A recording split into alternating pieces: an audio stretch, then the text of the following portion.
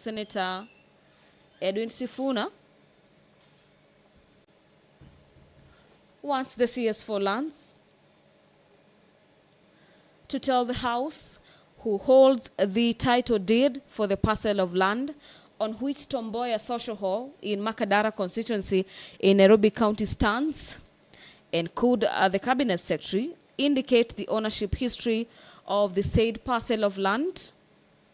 CS Wahome will also be required to explain the circumstances under which the parcel of land came into the custody of a private developer who has already commenced the construction works,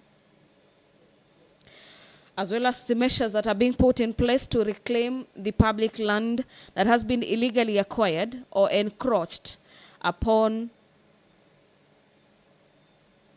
as well as forestall further land grabbing. These are concerns in regards to illegal land acquisition, and the CS is required to tell the House who indeed owns the title deed to the Mboya Social Hall in Makadara constituency.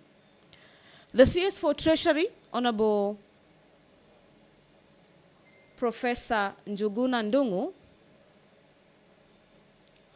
will also be required to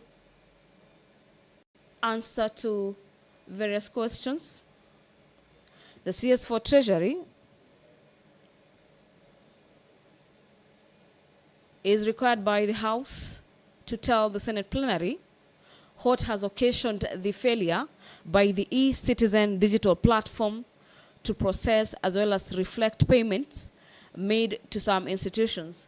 These institutions are such as the National Health Insurance Fund, NHIF, and could the Cabinet Secretary explain steps taken to remedy the situation?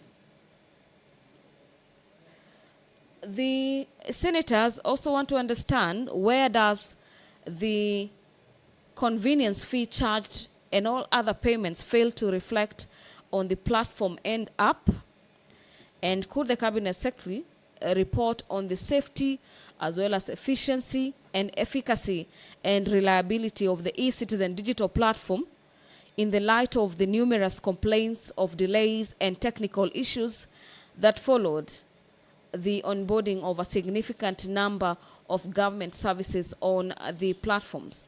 These are questions by the Senator for Nairobi County, Senator Edwin Sifuna. And remember, upon the reply of these questions, we usually have supplementary questions by senators in regards to various matters raised before the floor.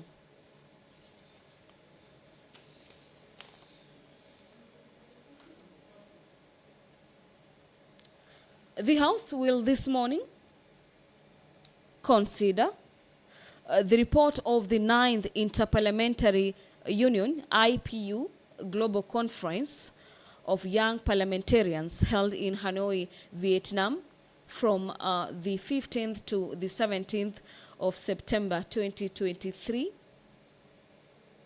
The Senator for Nyandarua, Honorable John Methu, is the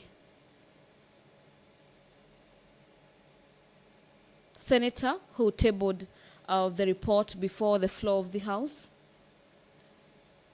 for consideration and adoption on the Tuesday, 5th of March 2024. The report of the Select Committee on Matters County Public Investment and Special Funds on its consideration of the audit reports of the water service providers for the year ended June 2019, 30th of June 2020, as well as 30th of June 2021, is a report for consideration by the senators this morning. This motion is spearheaded by the chairperson Committee on County Public Investment and Special Funds, Honorable Godfrey Osotsi. The water service providers include Amatsi Water Services Company Limited, Bomet Water Company Limited, and Nyeri Water and Sanitation Company Limited in Nyeri County.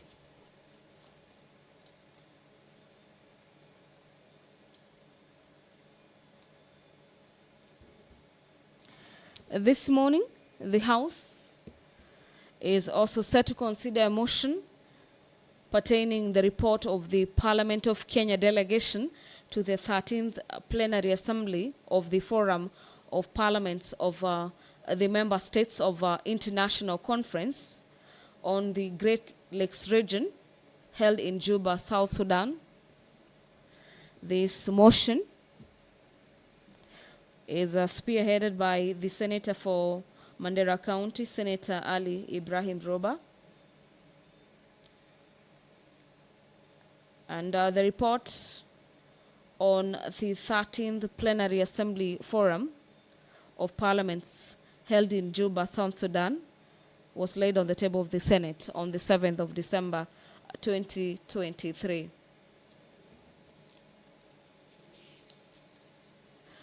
Remember, you can follow up on this live broadcast courtesy of our Senate YouTube channel, that is Senate of Kenya. You can also watch it on KBC Channel 1 on YouTube. You can also follow it up courtesy of our Signet channel, that is Senate TV. The quorum has been attained. Allow me to hand you over so we can follow up on the developments from the chamber this morning.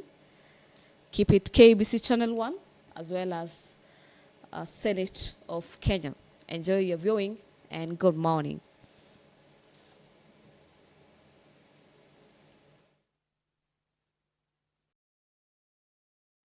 All the honorable senators, informed that we have quorum.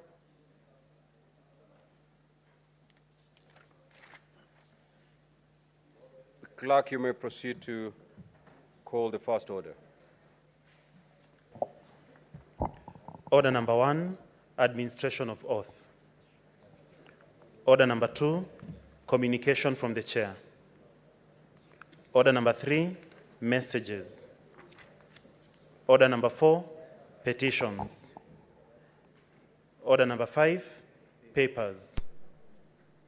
Order number 6, notices of motion. Order number 7, questions and statements. Now, honorable senators, today we're expecting 2 CSs. That is the CS in charge of roads and transport and the CS in charge of education. Clerk, can you confirm that the CS in charge of roads and transport is present? We are going to start with him. Is present?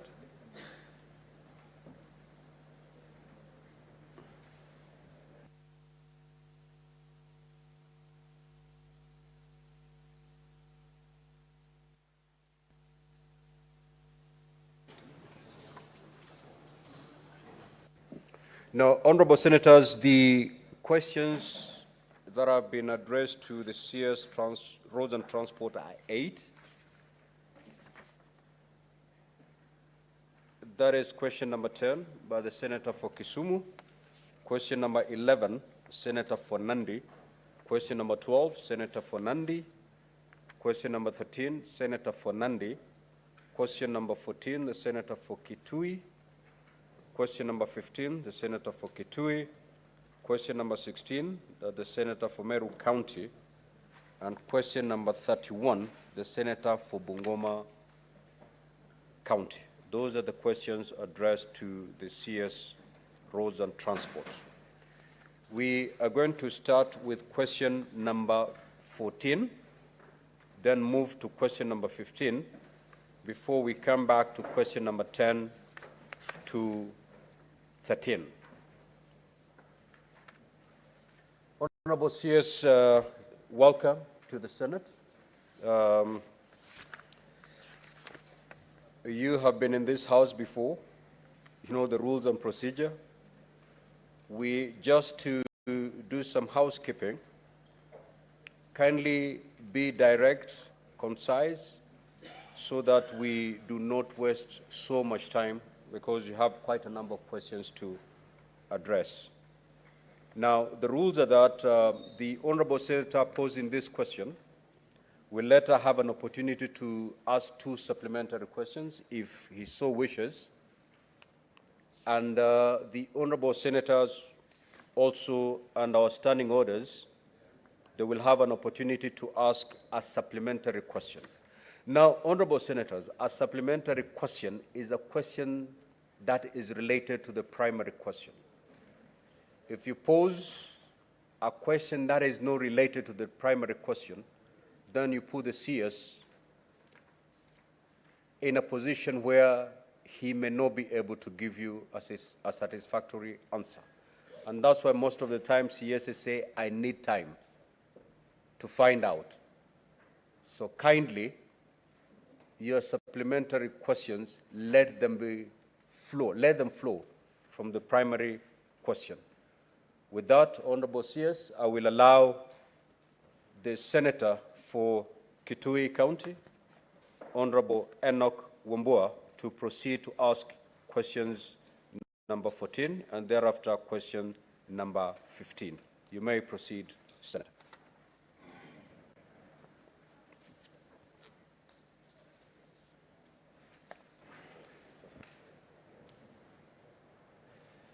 I thank you, Mr. Speaker. I want to go direct to question number 1 from my side,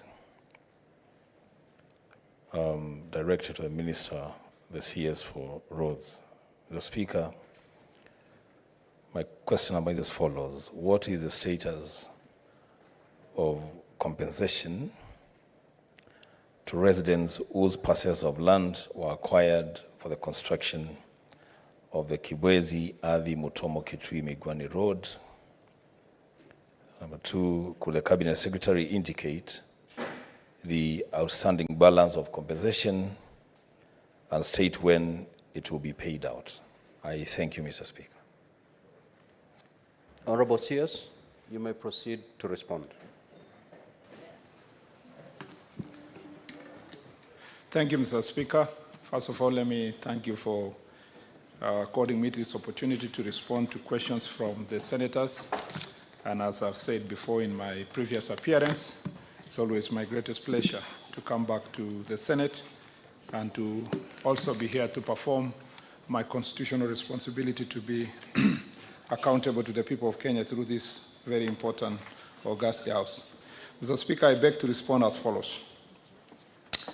A compensation schedule for the project affected persons amounting to Kenya shillings 694 million shillings, 989,812 was initially submitted to Kenya via a letter from National Lands Commission dated 18 February 2019. However, this schedule was noted to have errors, including double compensation and overvaluation of structures. National Land Commission addressed the issues and resubmitted a revised schedule that covers the entire project through the letter dated 2nd March of 2021, amounting to 1,924,776,370. A tabulation of transfer of funds to NLC is shown in the schedule. That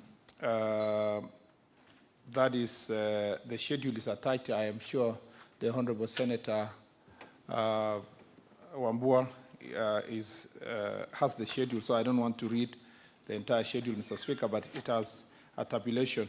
So as shown in the table above, and just so I can't see where Senator Wambua is seated, I hope that if he notes, then he has the schedule.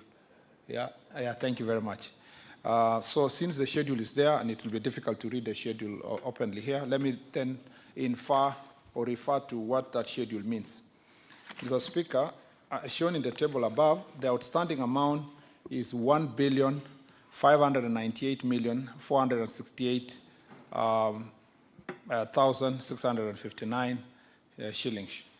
I wish to add that Kenya has been faced with financial challenges due to inadequate budget allocation. However, the agency has since disbursed a total of 326,307,801 to NLC for compensation to some of the project-affected persons. Further, the compensation process has commenced for the extension to Mbondoni direction. The employer's representative assistance team have conducted land searches for the affected parcels. The agency is in the process of validating the search, which will be sent to National Land Commission for further gazettement of intention to acquire. Let me say in summary, that's the answer, that's the answer, Mr. Speaker. And just to note that Senator Wambua has raised this question in the committee. He's a member of the committee, very passionate about it. Unfortunately, Mr. Speaker, just to reiterate what the answer says, we have a problem of budget allocation, massive, not just for this Kibwezi Road, but across the country. We have a pending bill of 150 billion shillings, and it's earning interest, so it's growing every day. Yet the budgetary allocation for this exercise, this financial year, is only for 6 billion. We struggle to distribute it between pending roads and compensation for project-affected persons. And that challenge requires now a very serious national conversation before we go to the next budget cycle. Otherwise, so many people are suffering, not just in Kibwezi, but even in the road between James Kishuru to Rironi and many other roads across the country. I thank you, Mr. Speaker. Honorable Wambua, you have the opportunity to ask 2 supplementary questions. You may ask both of them, or you may ask one and then be the last to ask a supplementary question after your colleagues have asked supplementary questions. Thank you, Mr. Speaker. I'm well guided. I think I'll ask my 2 supplementary questions at a go. I thank you, Honourable CS, for your response. And I believe you're just being honest on this one, because you have mentioned, CS, that I've been on this matter for the longest time. Actually, I think in this Senate, there is no matter that has engaged the Roads Committee in terms of questions and statements than the matter of the compensation for the persons affected by the project between Kibwezi and Migwani. CS, in your own response, the total compensation amount is 1.9 billion from 2019. To date, in 2024, only 326 million shillings has been paid out. Those who do maths, I don't know what percentage that is. A whopping 1.5 billion hasn't been paid. See, as you know, you and I have engaged on this matter before in your past life. At the same time that this road was started, we had 2 other roads whose compensation figures were 5 billion plus. Those amounts in the Western Bypass and the Airways Bypass, those amounts have almost completely been paid as compensation. The Speaker, with due respect, it is good for the people of Kitui to just know whether this matter is ever going to be dealt with conclusively or not. Because the answer given by the CS, Mr. Speaker, that there are no funds available in Kenya, it's a difficult response to take.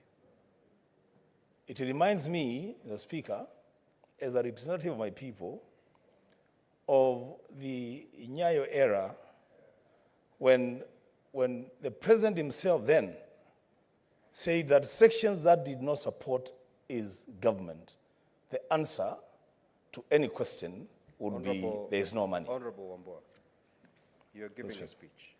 What is the question?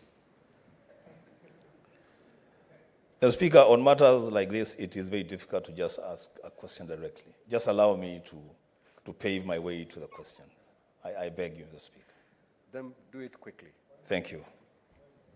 Mr. Speaker, how can there be a point of order on a question, really? Proceed to ask your question, Senator Wambua. Mr. Speaker, the question then to the CS is, Where does that leave us in relation to Article 40 of the Constitution, 43B,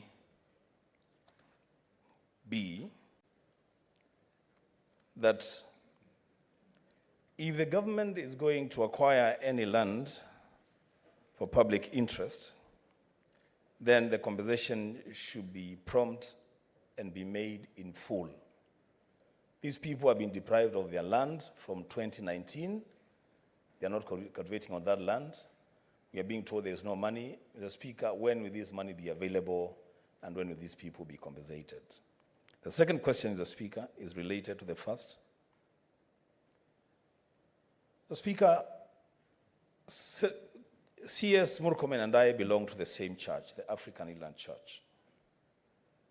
Some of the persons affected by project are church properties. And I want to make reference to AIC Chulun, which is on the road. Their land has been taken. Their neighbors have been compensated. This compensation, Mr. Speaker, is taking place. But it depends on who knows who in the ministry. Their neighbors go approach the NLC, they get some money. Some other people go approach the NLC, they get some money. The church has no capacity to go and approach any ministry official to be compensated to construct a sanctuary.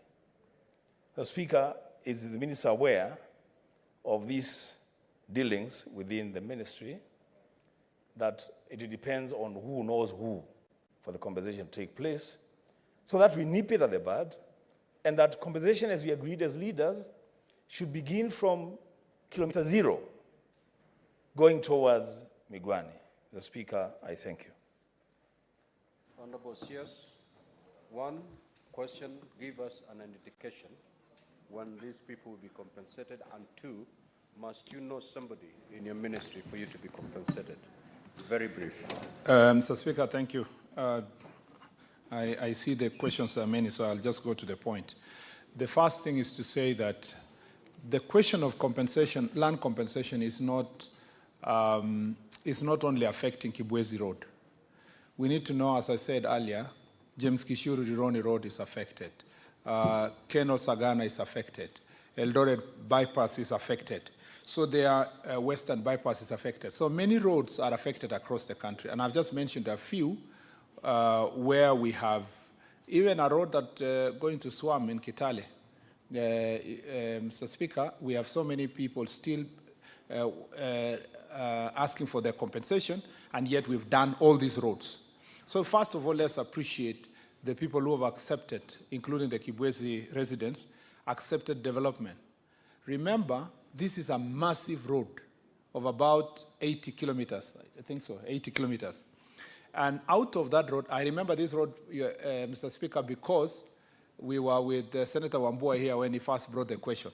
So this is a historical issue for Senator Wambua. But remember, most of the landowners, only part of their land has been taken by the road. The remaining part of the land, the value has increased maybe 100 times. So even when they are waiting for their compensation, they're benefiting already from the development that we've done, and their value is going up in terms of their property. So you must thank the residents, but we must also appreciate the benefit that comes. Number two, Senator Wambua, besides representing the people affected by the project, also represents the people of Kitui, who have received immense development by construction of a Kena road of 80 kilometers. That's massive in terms of the benefit of the bigger majority of the people in the area, business, trade, and all that. So it shouldn't look like it's only the negative that should be amplified. Number two, as a fellow AIC member, Senator Wambua said, I am not aware, Mr. Speaker, of any person who is being paid for knowing somebody at the National Land Commission. In any case, where would National Land Commission get that money if we don't give them in the roads sector? Because they have to receive an allocation from Kena before they can pay somebody. if they are paying other people without us giving them money, then we must thank National Land Commission and ask them where they are getting this money. It would be unimaginable to think the National Land Commission would get money from any other source other than the one being transmitted from Kenya. We own up to the position that we have only given 300 million shillings. We still owe people 1.5 billion. We will pay this money as soon as the budget is allocated by National Assembly. We believe, Mr. Speaker, we hoped that by this year we were going to give the necessary budgetary allocation, but you know, public debt and many other challenges have delayed allocation to the infrastructure sector. We need, Mr. Speaker, I want to repeat here, we need in the next financial year, for us to clear pending bill, we need 150 billion shillings. If we are given the 150 billion shillings, we will now come to zero before now progressing to construct the remaining balance of the roads in the country. So you can see how serious that challenge is. Senator Wambua, I am glad you know that it happened not when we came to office, but as early as 2019, and it has been an historical problem across the country. I thank you. Senator Wakoli.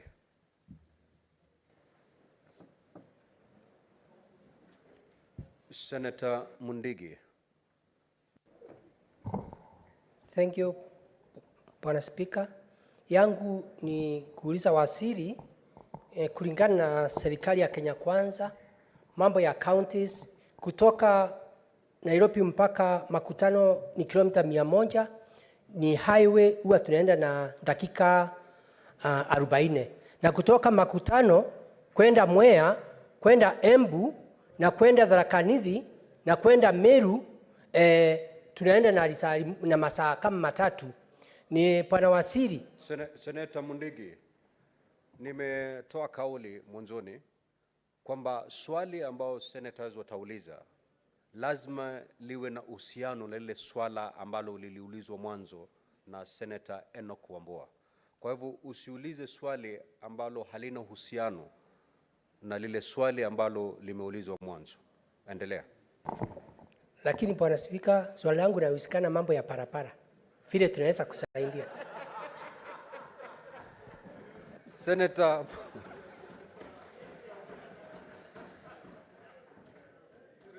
ni sawa, linahusiana na barabara, lakini barabara ile ama swala, ngoja ni kueleze, pengine nifafanue ili uelewe.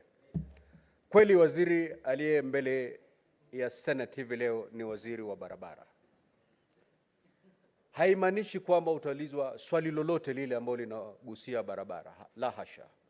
Utaulizwa swali ambalo linaambatana ama na la uhusiano na lile swali la mwanzo ambalo limeulizwa na Mheshimiwa Senator Enoch. Manake ukichagua barabara yote ama swali lolote ambalo linagusa barabara, ni swala litakuwa tofauti kabisa na lile swali ambalo limeulizwa na Mheshimiwa Senator Wambua. Endelea, Senator Mundigi. Bwana Speaker, na kuomba ruhusa tukimaliza maswali yote, kwa sababu waziri yako hapa na mara mingi tumekuwa tukimhitaji na kujangi na tunajua ni mchapa kazi. Utaniruhusu dakika ya mwisho nimruhuse swali hilo la kutoka Embu County. Endelea, ikiwa pengine waziri ana ufahamu na hayo mambo atakujibu. Ikiwa hawezi kukujibu kwa sasa atakwambia. Endelea. Bwana Speaker, ni asanti. Najua Bwana Waziri kwa akili yake inakuanga timamu kabisa na ako na mambo ya serikali ya Kenya Kwanza. Nimuuliza swali. Swali langu Bwana Waziri, sisi Embu County, Tharaka Nithi na Meru County 3 tuko Mount Kenya East na tunateseka sana. Kutoka hapa kwenda Makutano ni kilomita 100 na tunaenda dakika 40. Lakini kutoka Makutano kwenda Mwea, kwenda Embu na kwenda Tharaka Nithi na kwenda Meru tunaenda masaa 3. Tunakuomba, tunakuuliza kama kuna mambo umetupangia sisi watu wa Mount Kenya East, hiyo barabara ipanuliwe ndio hata sisi tuweze kusherekea matunda ya serikali ya Kenya Kwanza kwa hii kipindi ya miaka 5. Kwa sababu miezi ambayo inakuja tunataka Embu County UST, kwa sababu najua ndio ile Mount Kenya East tunategemea ikiwa Mount Kenya region. Asanti Bwana Waziri. Na unjue hiyo swali umeulizwa na Deputy Party Leader wa Democratic Party of Kenya.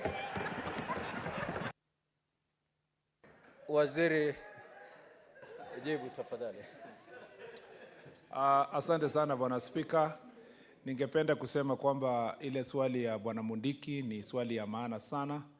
Tuko na nia ya kupanua barabara zetu zote kutoka Mombasa mpaka Malaba, kutoka hapa Museum Hill mpaka Moyale, kutoka pia Makutano kama vile mheshimiwa amesema mpaka ifikie Meru, ipite Timau, ikutane na ile barabara ya kuelekea Isiolo, na pia barabara ya kutoka Isibania iende mpaka yetu na ndugu zetu kutoka Sudan Kusini.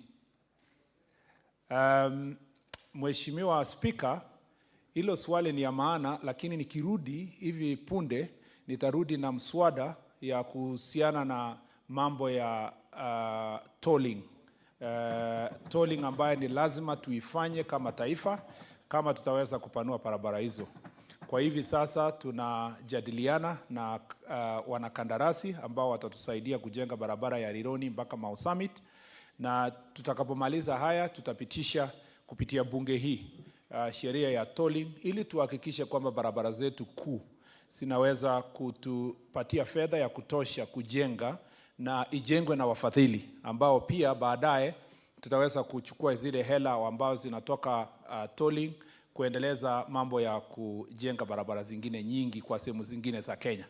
Asante sana Bwana Mundiki, na hiyo swali ni ya maana. Asante sana.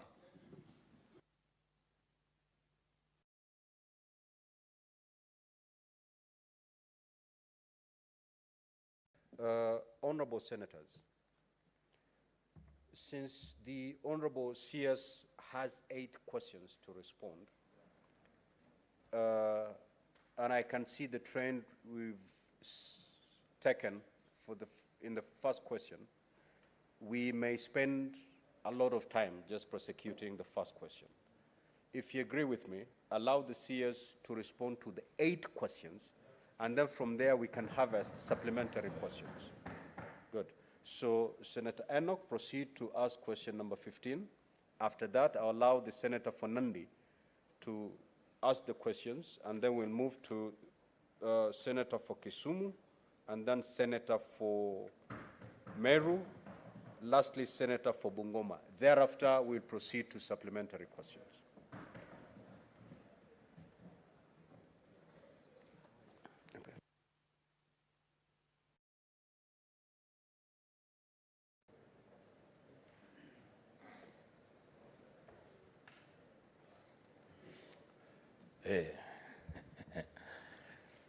Thank you, Mr. Speaker. My second question to CS Roads is, what is the current state of the Idhokwe Airstrip in Kitui County, and are there any plans to upgrade it to commercial status? Question number 2, could the Cabinet Secretary provide an update on the construction progress of the Seikuru and Mutomo airstrips in Kitui County? And now that, Mr. Speaker, you have given guidance. Now that, Mr. Speaker, you have given guidance on supplementary questions, so I will not be asking my supplementary question. I will be leaving my friend, my colleague, Senator Manzo, to take up the answers for me. I have to exit the chamber briefly. I thank you, Mr. Speaker. Honorable Sears. Thank you, Mr. Speaker. Mr. Speaker, Idhokwe Kitui Airstrip is a Code 2C aerodrome capable of handling aircraft with passengers capacity of 37 and has a runway with a tarmac surface with dimensions of 930 meters long and 18 meters wide. It's located about 2 kilometers out of Kitui town. The pavement has deteriorated with potholes in sections of the runway and apron. There are also overgrown shrubs and bushes within the runway strip and some low spots on sections of the runway that are causing ponding whenever there is a downpour. The indicative rehabilitation works include extending the runway from 930 meters to 1,200 meters to elevate it to code 3C, thus increasing its capacity to handle larger aircraft of up to 56 passengers. Expand the width of the runway from 18 meters to 30 meters to conform with the runway code requirements. Rehabilitate pavements by repairing potholes and asphalt concrete overlay. Pavement markings, drainage works, and other associated works. As of now, the government has no plans in place to upgrade the facility to commercial status, but shall be seeking the indulgence of the National Assembly in the allocation of funds for possible consideration of upgrading it. Mr. Speaker, the tender on the Sekuru Airstrip, the tender document was issued on 17th of August 2021 through an advertisement in My Government, the Kenya Airports Authority website, and the PPIP portal. The advert closed on 2nd February 2022. A notification of intention to enter into a contract was issued on 13 July 2022, and the contractor signed and returned the acceptance of the offer on 20 July 2022. Before the contract could be signed, it was noted that there was outstanding land matters that are yet to be resolved, and therefore the contract could not be executed to enable the commencement of the works.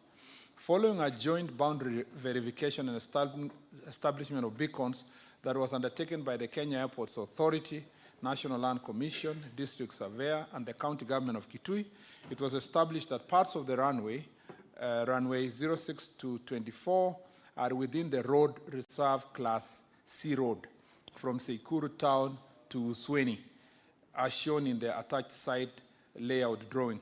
Additional parcel of approximately 50 acres are required for the relocation of the access road and overhead KPLC, Kenya Power Lighting Company power lines. The additional land parcels will also ensure that there is adequate provision for apron, taxiways, passenger terminal building, and office block. Due to the outstanding land matters, therefore, the contract cannot be signed until additional funding is availed to enable purchase of additional parcels of approximately 50 acres and compensation of the project affected persons. On Mutumo Airstrip, Mr. Speaker, Mutumo Airstrip is a code 2C aerodrome with a gravel runway service measuring 890 meters long and 20 meters wide. It is located along the Kitui-Kibwezi Road with geographical coordinates indicated below. Currently, there is no ongoing construction works for allocation of fund in the financial year 2023-24 or 24-25 as per the budget provision, Mr. Speaker. I thank you.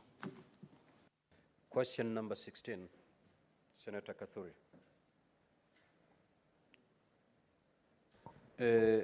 Thank you, Honorable Speaker, for indulging me to ask this question to the CS loans. Mr. Speaker, could the Cabinet Secretary provide a schedule of pending bills currently owned by the Kenya Urban Loans Authority, KULA, and the Kenya National Youth Authority, KENA, to contractors engaged in road construction projects across the country, clearly indicating the proportion that constitute accumulated interest and the penalties from delayed payments. And part B, what occasioned the delay in settling bills due for payment by the two government entities, resulting in accumulation of unavoidable interest and penalties that overshot the costs of the respective projects to untenable levels. And part C, Honorable Speaker, what measures has the government put in place to ensure the timely settlement of bills as they fall due, and could the Cabinet Secretary provide a timeline for the settlement of the existing pending bills? And part D, the last one, could the Cabinet Secretary also explain mechanisms the government has put in place to improve the quality of procurement and project management processes to mitigate against irregular award of tenders, inflation of project costs, and certification as complete of projects that have not attained the requisite standards? I thank you, Honorable Speaker. Honorable CS. Mr. Speaker, with your indulgence, because the road questions, I see the road questions are fairly similar, whether it is in Meru, whether it's the question on Nandi, in terms of this road has not been done this. Let me just make a very brief statement, Mr. Speaker, on the status of the roads in just 3 minutes. Mr. Speaker, first, I noticed that 5 of the 8 questions touch on road infrastructure, and I think it reflects the importance of the importance and that the distinguished members of this House assigned to this sector, which is a key enabler insofar as development is concerned. Given the high level of interest in the performance of this sector, which also has been witnessed firsthand during 28 consultative meetings between the Ministry and National Assembly and Senate members from different counties, including their speakers, let me give you a global figure overview of the status of the roads. My ministry wishes to bring to the attention of this Senate 2 subjects. The first concerns road construction. Regarding the road construction, the development vote for the National Government Exchequer made available to support road projects in this financial year was 63 billion. While this allocation is a significant amount and the ministry will diligently ensure that the money is used very well, it is notable that the pending bill on various projects as at 31st December 2023 is 163 billion and 162.4 billion. It may be seen that with the budget allocation of at 38% of the pending bills before taking into account the certified value of new works to be undertaken in the course of the year, the projects are significantly under-resourced at the moment.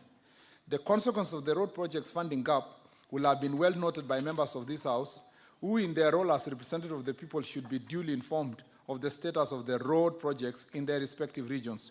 Most projects funded under the development vote are progressing much slower than they ought to be.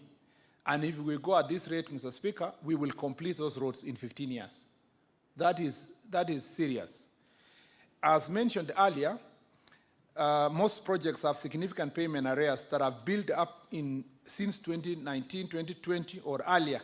And hence, even when partial payments are made, construction does not resume immediately.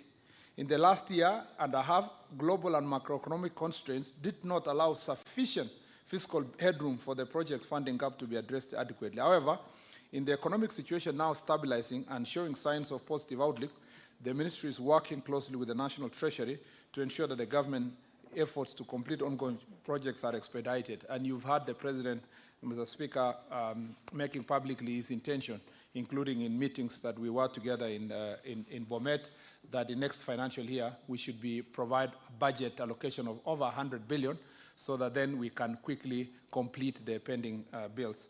The second issue is road maintenance. The enabling legislation governing the resource of road maintenance, such as the Road Maintenance Levy Fund Act, the Kenya Roads Board Act, and the Kenya Roads Act, were enacted in 1993 and 2007 and served well their respective roles over the years. However, in the time since these pieces of legislation came into force, the government has strongly prioritized and upgrading to bitumen standards of rural roads that are largely under the purview of Kenya Rural Roads Authority. These roads reach deep into the countryside and provide the equivalent of a last-mile connectivity for the road transport system. The challenge is that the resources for maintaining paved rural roads are not adequately provided for in the current allocation of road maintenance funds. In fact, it is an understatement to say not adequately provided for. They are actually not provided for. While Kenya receives 32% of the road maintenance levy fund, little of this prioritized for purpose of maintaining paved roads.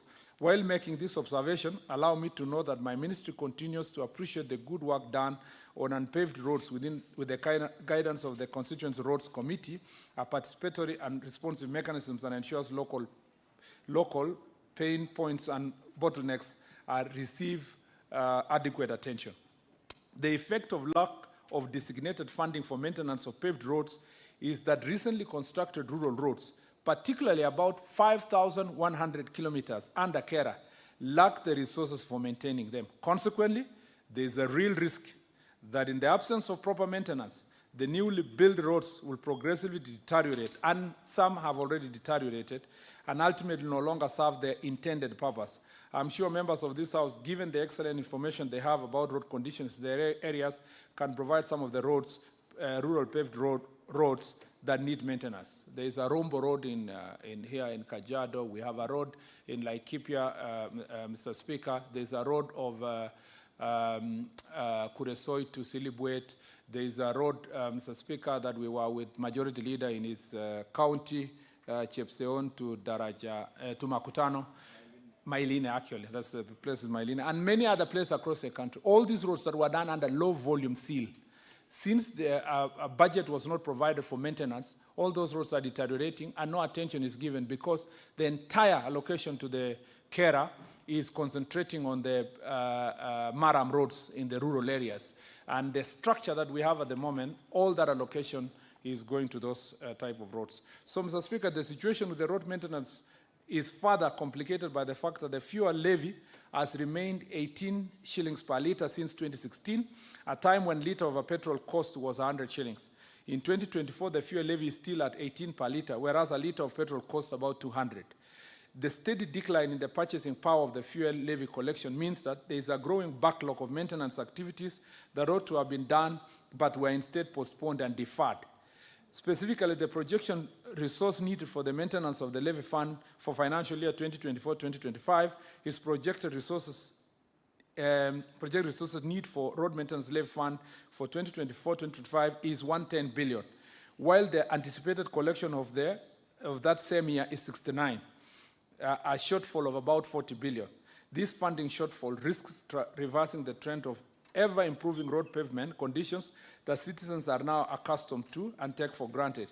This problem is cross-cutting and affects both the roads in Kenya, Kura, Kera, and maintained by the Kenya Wildlife Services.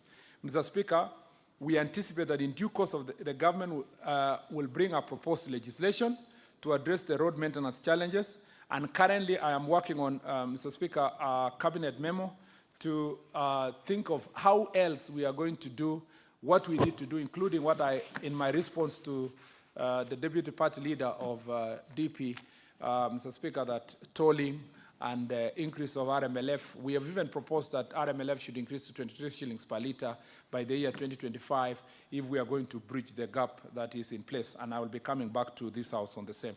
So specifically to this now question, and briefly, because I have given the global figure, Mr. Speaker, the total pending bill for Kenya as of 31st January 2024 is 87 billion 907,106. 87 billion 90 million 907,106. And the proportion of the interest on delayed payment is 4 billion 803,584. Whereas the Kura, the total pending bill is 15 billion 548, 928, 503, and the interest on delayed payment is 18 billion 18 million 306,207. The respective schedule for pending bills for both Kenya and Kura are attached in the response. I don't know why we didn't, the Honorable Deputy Speaker did not ask about Kera.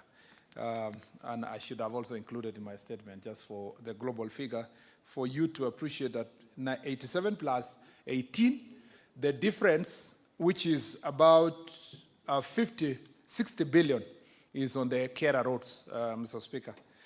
The delay in settling the pending bills was caused by a budget cuts during the supplementary budget processing and delayed receipt of exchequer funding. The ministry is in constant liaison with the National Treasury to ensure that adequate consideration is given to project funding during budget preparation process. The ministry also seeks the indulgence of this House, which is the enacting authority for authority for legislation to support programs, Mr. Speaker, that relate to supporting alternative mechanism of raising funds. And I am amending that section specifically because this is not the National Assembly. Article 227 of the Constitution provides for the procurement and the asset disposal system that is fair, equitable, transparent, competitive, and cost-effective.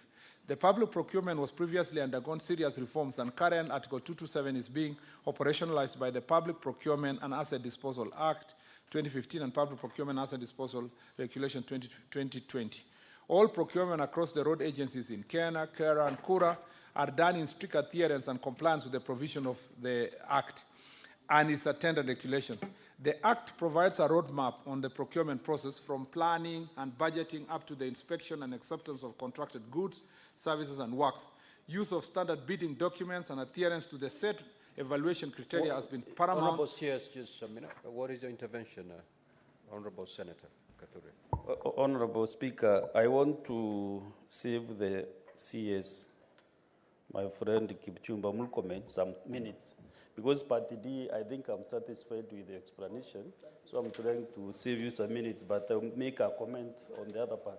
Okay. So Party D, I'm okay with it. I am very happy, Mr. Speaker, not to reread the statement because, you know, it is submitted earlier to Parliament, and I'm glad that the Deputy Speaker, in his wisdom, and as a part of your support system in the House, has saved me time. I thank you, Mr. Speaker. Thank you. Honorable Senator for Nandi.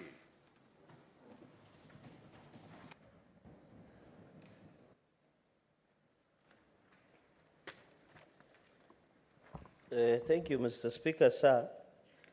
I will start with my question number 1. Question number 11, sorry. Question 1A, Part A, would the Cabinet Secretary provide an overview of the performance metrics of Kenya Airways KQ, particularly the gross and operational profit or loss for the half year ended June 2023, explaining how the profits or loss compared against other key industry players, Mr. Speaker, sir. Part B, Mr. Speaker, sir, could the Cabinet Secretary provide a comprehensive account of all support, including government bailouts and loans from Export-Import Bank of the United States of America, extended to Kenya Airways over the last 10 years, highlighting the respective amounts received and the purposes for which the support was extended? Number C, Mr. Speaker, sir, which foreign consultancy firms have been engaged by the KQ in the last 10 years to revitalize the airline, and could the Cabinet Secretary indicate the respective amounts paid to each, as well as provide an overview of the recommendations made by the firms, Mr. Speaker, sir? Finally, D, what was the rationale behind the decision of KQ to ground Boeing 787-8 Dreamliner, registered as 5Y KZJ, another Boeing 737-700, registered as 5Y KQH, KQH and KQG, that is 787-8, and could the Cabinet Secretary also explain why the option of converting this aircraft to cargo planes was not pursued, and identify the authority that approved the removal of parts from this aircraft? I thank you, Mr. Speaker, sir. Honorable CS, you may proceed to respond. Just by way of introduction, Mr. Speaker, I hope this is the last time I'll answer questions about Kenya Airways, because it's our intention to return Kenya Airways to a private company so that the government of Kenya cannot continue subsidizing Kenya Airways, and therefore the public do not have a stake for us to come and answer questions about private companies in Parliament. So our effort in the Manifesto of Kenya Kwanza to make sure that we offload all the shares that the government owns in the Kenya Airways, so that we return it to a profitable private company that will not require the subsidies that we have had to subsidize and converted. If we convert the debt that they owe to the government of Kenya into equity, it increases their shareholding. So hopefully our manifesto objectives of getting a strategic investor will make it the last time we are discussing Kenya Airways. Mr. Speaker, as captured in the table below, and I'm sure the Honourable Senator has an answer, the submitted statement in good time. As captured in the table below, the ministry through Kenya Airways reported an operating profit in the first half of financial year 2023, a milestone that it hadn't reached in the previous 6 years. The airline has made a significant 120% improvement, reporting an operating profit of 998 million compared with the same period in the previous year, where there was a reported loss of 5 billion. The table number 10 will explain. The growth was fueled by the 56% increase in group revenue, reaching an impressive 75 billion. Additionally, our passenger numbers surged 2.3 million, an impressive 43% growth from 1.6 million. And our earnings before interest, tax and depreciation and amortization and rent costs witnessed a commendable upswing of 7 points. Our gross profit improved by an impressive 131%, resulting in these commendable outcomes. We acknowledge that our legacy debt did bring down the impressive operating results primarily to the huge forex losses because of the depreciation of the Kenya shillings against the dollar. These forex losses were primarily due to the re-evaluation of the US dollar denomination loans and liabilities. These finance charges in total amount of 22 billion and therefore heavily impacted our overall results. Mr. Speaker, the airline industry is highly competitive and therefore profit margins in the industry are thin. According to the International Airport Transport Association, IATA, the average net profit margin for the global airline industry is typically less than 5%. An overview of airline profitability compared to other industries is captured below. Vulnerability to external factors. Airlines are highly vulnerable to external factors that can impact the profitability, including fluctuations in fuel prices, currency devaluations, supply chain challenges, and geopolitical events. Capital intensity. Airlines require significant capital investment in aircraft maintenance and infrastructure, which can limit their profitability. This unlike other businesses that do not have the same level of capital intensity. Cynicality. The airline industry is cynical and can be sensitive to economic cycles. During economic downturns, demand for air travel may decline, affecting airline profitability. Regulation. Airlines are subject to extensive regulation, including safety and security requirements, which can add operational costs. Competition. The airline industry is highly competitive with many players operating in the market. Competition can lead to price wars and reduced profit margins. Operational challenges. Airlines face operational challenges, including maintenance, scheduling, and workforce management, which can impact cost and profitability. Pricing strategy. Airlines often use dynamic pricing strategy that can affect their profit margins. Prices for air tickets can vary widely based on factors like demand, time of booking, and seat class. In summary, Honorable Speaker, while airlines provide essential transportation services, their profit margins are typically lower compared to many other industries, and their profitability is subject to a range of external factors and competitive pressure. Additionally, IATA indicates that the global airline industry is expected to return to profitability in 2024, but financial performance across regions remain diverse. The industry financials are improving in all regions from the COVID-related depths of 2020, although not all regions are expected to deliver a profit this year. Africa remains a difficult market in which to operate an airline with economic infrastructure and connectivity challenges impacting the industry performance. Nonetheless, despite the challenges, there is still robust demand for air travel in the region, which underpins the continued move towards return to overall industry profitability. Kenya Airways' current performance for financial year 2024 projections are predicated on this forecast, and Kenya Airways targets to return to profitability in financial year 2024 as depicted in the table below. Mr. Speaker, the table below shows also the loans acquired by Kenya Airways, and I'm sure the Honourable Senator can read from the GOK loans. You can see what we've been giving Kenya Airways, including the 10 billion we gave as soon as the government came to office. I wish to inform the House that Kenya Airways was not the only recipient of the government assistance. Specifically to cope with the negative impact of COVID-19, various governments in Africa and outside Africa have provided direct support to the airlines. They include Senegal, $128 million, relief package for its tourism and air transport sector. Seychelles waived all landing and parking fees for the period from April to December 2020, and Cote d'Ivoire waived in tourism tax for transit passengers. In addition, other governments that provided fiscal support to their travel and tourism sectors are shown below. From Egypt to Ghana to Zambia to Cameroon, we've given that list.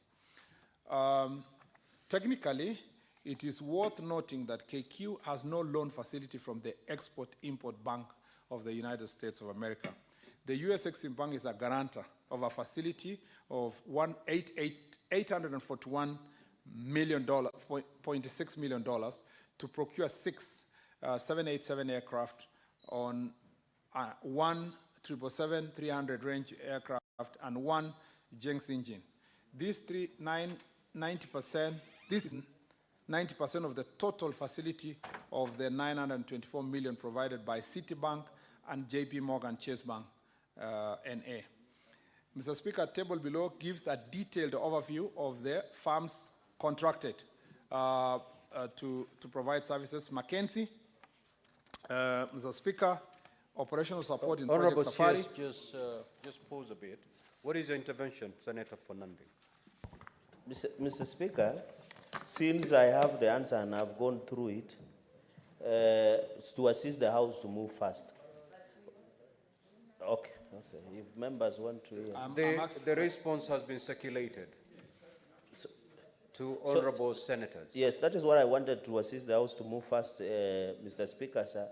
Would it be in order I ask my 2 supplementary questions so that we make progress as a House? Would that be better? You will proceed to ask question number 12, number 13, and thereafter you will. So I ask the 4 supplementary questions. Okay. So, Mr. Speaker, since you have given guidance, so allow me. Let me just say, Mr. Speaker, for the record, I think it's important for the Hansard. You just say that in terms of the farms contracted, I just read the farms. I don't need to read what they do. Okay. McKinsey was contracted in 2015. If you can paraphrase. I don't need to paraphrase the rest, Mr. Speaker. I just read the names. Great. Proceed, the farms contracted are 3. Mr. Speaker, for 2015 to 2016 is McKinsey. For 2016, PJT Partners. And 2020, Seabury. I think that is all I can say, Mr. Speaker. Thank you. No. Mr. Speaker, there is an important answer, if I may, with your permission, that I'm sure even the public will be very happy to know. That's the last only one paragraph that is related to the grounded airlines. Senator Sifuna, what is your intervention? Certainly it cannot be a point. Mr. Speaker, you know the CS insisted on giving us the name of the contractors. But my document says McKinsey.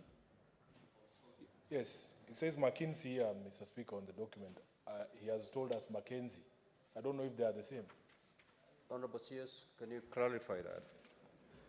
Mr. Speaker, let me just refer back to the document.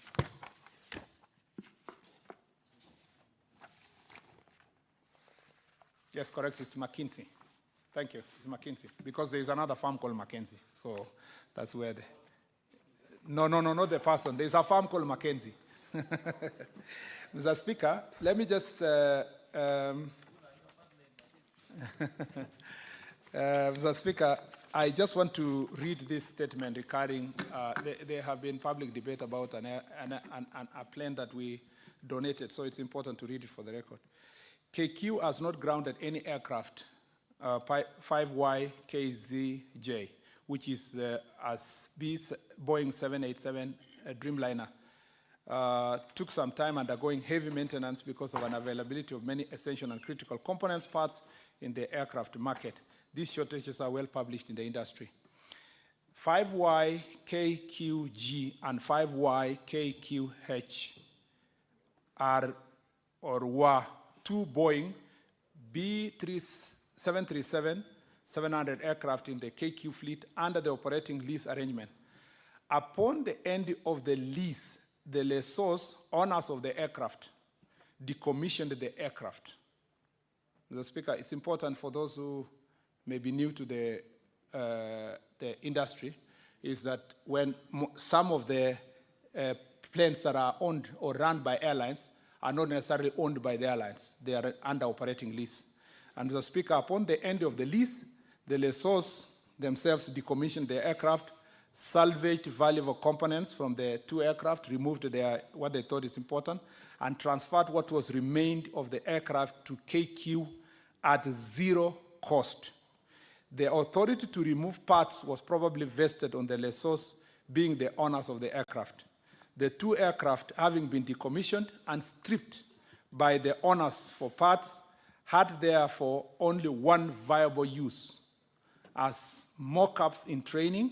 So 5YKQG was thus transferred to Kenya Airways Training School, Pride Center, and if you visit it, for use in cabin crew emergency training, practical aviation security training, and in-flight service training, as for mock training. As part of its CSR training, KQ donated 5YKQH on as is basis to Mangu High School for their training.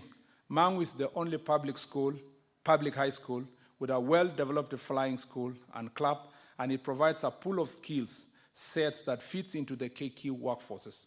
All these were procedurally approved by KQ Board of Directors. The estimate value of these two decommissioned aircraft is nothing more than their scrap value. Mr. Speaker, I was in the donation. I was invited to participate in the donation as a chief guest. The students were extremely excited. Mr. Speaker, this was nothing except for scrap value. And if you go to Kitengela, you will find somebody running a restaurant there called 034 with a plane being the restaurant. Mr. Speaker, it doesn't mean that that's a plane which should have been flying cargo. So I think it's also important to make this abundantly clear to the public, because a statement was issued by a member of parliament in the past to say that we were donating a plane that would have brought billions of dollars. I thank you, Mr. Speaker.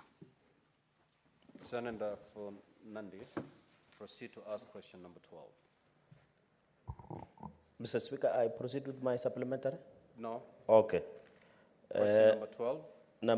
Question number 12. Mr. Speaker, sir, question number 012. Question 1, when will the ongoing project for the expansion of Kirinyaga Airstrip in Kericho County be completed? Number 2, Mr. Speaker, what is the total budgetary allocation for the project, and could the Cabinet Secretary provide a detailed breakdown of the expenditures incurred so far? And number C, could the Cabinet Secretary provide a detailed assessment of the quality of the works for the project, stating what the government is doing to hold accountable the contractor and any other individuals responsible for any identified lapses? I thank you, Mr. Speaker, sir. Honorable CS, you may proceed to respond. Question number 12. So, Speaker, this is a more straightforward answer, so I'll just read the answers. Mr. Speaker, the request to undertake the refurbishment of Kirinyaga Airstrip emanated from the National Celebrations Technical Committee during their visit to Kericho on 15th of June 2023 to assess the status of the facility in the county in readiness for the Mashujaa Day following the presidential directive to hold the celebrations in Kericho. Refurbishment of the airstrip involved upgrading the runway to Maram standards and construction of an open steel frame shed to facilitate movement of guests during the celebrations. The works were successfully completed on 18th of October 2023, 2 days before 18th of October 2023. Mr. Speaker, the project total cost to date is 55.4 million shillings, for which 45.4 million is for the clearing, stripping, and grading for the runway, as well as related drainage works, including the construction of an aircraft holding 100 meters by 50 meters apron, and Kenya shillings 10 million for the building of an open steel frame shed. Honorable Speaker, no lapses were experienced during the execution of this project. The work was completed in compliance with the bill of quantities, specifications, and the drawings. The project manager's successive approval were done up until the completion of the works. The ministry is negotiating with the landowners to sell land to Kenya Airports Authority for development of the airstrip. Though the ministry has challenges with the land ownership of the moment, the project will be completed once the land is acquired. The minister has also had full consultation with the leaders of Kericho on this very important matter. Mr. Speaker, just for emphasis,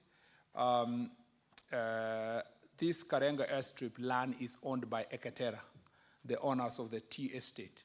And so even when we developed it, it was in the understanding that we will have to engage them to complete the works. We worked with the Kenya Defense Forces, who are the contracted, they were actually the contractors to construct the runway to Maram standard, and as you saw, it was useful for the celebrations. Going forward, we intend to acquire at least 50 to, if possible, 100 acres of that land so that we do a proper airport that will enable agricultural farmers there and people traveling to Kericho and its environs to be able to land in that place and take off from that Kericho. I want to thank the leaders of Kericho, led by the majority leader here, for their support, understanding, and also for the work we are doing together quietly, Mr. Speaker, to acquire the land. The problem with such infrastructure, when you come to Parliament or public and announce that we are looking for land, usually the prices shoot up. It's inflated. The good news is that we are discussing this with already an established investor. So we have made it clear to the investor that land acquisition will be on fairly concessional terms, considering that they are also leaseholders from the government of Kericho County. I thank you, Mr. Speaker. Senator for Nandi, proceed to ask question number 13. Mr. Speaker, sir, question number 013, question 1, could the Cabinet Secretary provide a status update on all projects from the construction and upgrade of roads undertaken by national government in Nandi County since 2013, explaining any discrepancies between the contractual and actual dates of completion? But B, Mr. Speaker, what are the reasons for the delay in resuming construction of Kaiboi, Chepterwai, Kapkatembu, Chomisha, Chemuswa, Chomisia, Danger Road, Timboroa, Maraba, Kopere Road, Mugundoi, Nandi Hills Road, Nandi Hills, Simaki Road, Lesos, Keses, Cheptiret, and Cheptiret to Lone Moi University roads in Nandi County, which have stalled? And could the Cabinet Secretary also outline steps taken by the government to expedite the resumption and completion of these projects, Mr. Speaker, sir? I thank you. Honorable CS, you may proceed to respond. Thank you, Mr. Speaker. Mr. Speaker, I'm glad that I'm responding to this question, having given a global picture of the roads in the country. So already I had shared with you the situation in the country, thanks to the question from the Deputy Speaker. So I'll just go straight to the answer. I wish to state that 183 kilometers of roads have been upgraded to bitumen standard, with 2 major bridges constructed to completion in Nandi County since 2013, undertaken by Kenya Rural Roads Authority. Details of the projects are detailed in the annex. Concerning discrepancy between the contractual and actual dates of completion, I wish to state that the ministry has faced financial challenges in the funding, as I earlier indicated, due to inadequate allocation and disbursement from the National Treasury over the years. This has culminated in the accumulation of significant pending bills from certified works. Contractors have consequently been reluctant to complete the works in the affected project, citing non-payment of their dues. The government, through the National Treasury, is working on the mechanism to facilitate significant reduction of our clearing of pending bills in the near future. This will result in the full resumption of completion of affected projects countrywide. Roads under the jurisdiction of Kenya in Nandi County have been managed through performance-based maintenance contracts and routine maintenance contracts, depending on the planned intervention and available resources. The agency is currently managing 10 ongoing maintenance contracts in the county. 9 of the maintenance projects are administered by the Western Region Office, situated in Kakamega. 1 project is administered in the North Rift Regional Office. That's the routine maintenance and support improvement of JN A8 Eldoret Kapsabet Road, which is commenced on 8th March 2024 and is scheduled to end on 4th September 2024 with a contract sum of 38,218,314. The road is 40 kilometers long, but only 22 of it's in Nandi County, i.e. from the Mlango to Chiabarbara. Lastly, the roads done under the jurisdiction of the Kenya Urban Roads are indicated in the table below. That is, we are upgrading to bitumen standards the Kamobo Baraton University Road, performance-based routine maintenance of Kapsabet Municipality, Nandi, which are 1, 2, 3, 4 in Kapsabet, and then routine maintenance of package 5 roads in Kapsabet again, 5 and 6. And then upgrading, Mr. Speaker, of Mosoriot Township, 5.3 kilometers. What are the reasons for delay in the resumption of the other roads, Mr. Speaker? Mr. Speaker, for the Kaiboi, Chepterwai, Kapkatembu, Timbaroa, Maraba, Kopere Road, this road, Mr. Speaker, when I came to office, is part of the 8 roads that we discussed with the agency and terminated their contract for non-performance because they had been awarded earlier in 2016 and nothing had happened for the entire period. Those roads are in Nandi, Meru, Baringo, Elgeyo Marakwet, Kisii, Homa Bay, and Makueni. There are 8 roads, and I have the tabulation I can share to the House. Mr. Speaker, the project commenced, the one for Kaiboi, Chepterwai, Kapkatembu, Timbaroa, all these roads, the project commenced in February 2017 and was to be completed in February 2021. The contract has since been mutually terminated due to contractual challenges. To enable timely delivery, the works were split into 2 lots, repackaged and retendered. The contracts were awarded on 14th March 2024 and are expected to be signed within the next 28 days as per the law, upon submission of the requisite securities by the contractors. The contractors will be then mobilized and commence works with immediate effect. On the Chemuswa, Danger, Moi University, the Chemuswa, Danger, the Nandi Hills, Imaki, Lesos, Cheptiret, and the Cheptiret, Moi University roads. These are parts of the ongoing roads, Mr. Speaker, which has faced challenges of completion. The project was originally scheduled for completion in August 2020, long time ago, but this has since been revised to August 2025 due to inadequate budgetary allocation that have led to the contractor being unable to complete the projects due to cash flow challenges. Mr. Speaker, just for the comfort of the other senators who may not have asked a similar question, this is what I told you earlier, that in the entire country, about 60 billion shillings is spending in Kera roads from Mombasa to Malaba, from Lokichokio to Loitoktok. All of them suffer this kind of consequences, Mr. Speaker. That's why I told you I had to read the global statement so that even those who will ask follow-up questions appreciate that the circumstance under which we are operating is a very poor budgetary allocation. Mr. Speaker, the last part is the Mugundoi Nandi Hills Road was proposed for upgrading to bitumen standards though we have been maintaining the road to achieve motorability utilizing 22% of the fuel levy funds. I acknowledge the completion of the Timbaroa, Mateitei, Seko, Kopere Road have faced significant delays due to contractual challenges caused by inadequate budget allocation. The contractor achieved 47 kilometers of tarmac, but was unable to complete the total contract at 94 kilometers of roads despite numerous interventions. Consequently, the ministry, in consultation with the Office of the Attorney General, mutually terminated the contract on 28th of August 2023. This paved way for the retendering of the remainder of the works advertised on 27 October 2023. To enable timely delivery, the works were split into 2 lots, repackaged and retendered. The contract was awarded on 14th March 2024 and are expected to be signed in 28 days, as I said earlier. Contractor will be required to mobilize and commence immediately. I thank you, Mr. Speaker.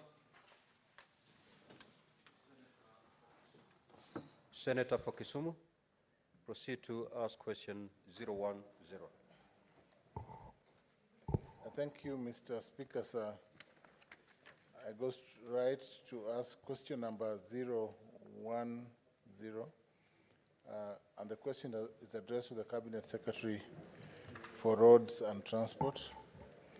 Could the Cabinet Secretary for Roads and Transport provide comprehensive data and records on road accidents involving tractors transporting sugarcane from farms to factories in sugarcane growing areas in Kisumu County since 2017? Part 2, how many of these accidents are attributable to unroadworthy tractors and competence of tractor drivers? Third, what is the government doing to strengthen and streamline regular monitoring and enforcement of licensing of tractor drivers as well as the inspection of tractors? And the last part, Mr. Speaker, sir, is what measures are in place to ensure proper maintenance of roads in sugarcane growing areas? And could the Cabinet Secretary state plans to compensate persons affected by road accidents involving these tractors? Thank you, Mr. Speaker, sir. Honorable CS, you may proceed to respond.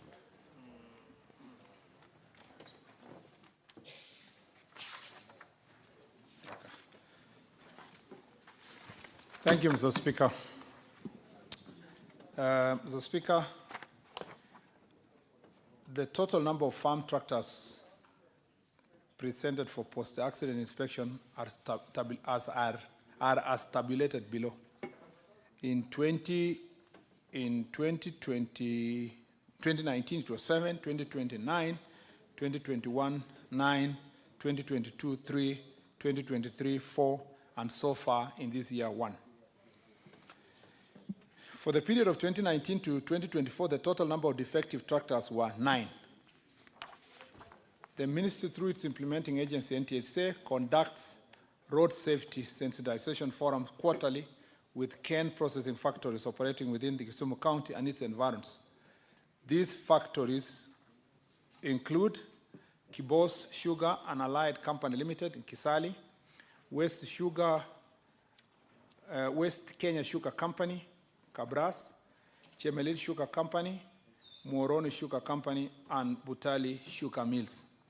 Following a meeting of the Kisumu County Transport and Safety Committee held on 5th July 2023, it was noted that most accidents involving cane trucks were due to the following reasons: poor visibility of cane truck drivers on the road, as most trucks lack chevron and proper lighting equipment; failure to observe operating hours. No sugarcane trucks shall be allowed on the road before 6 a.m. and after 6 p.m.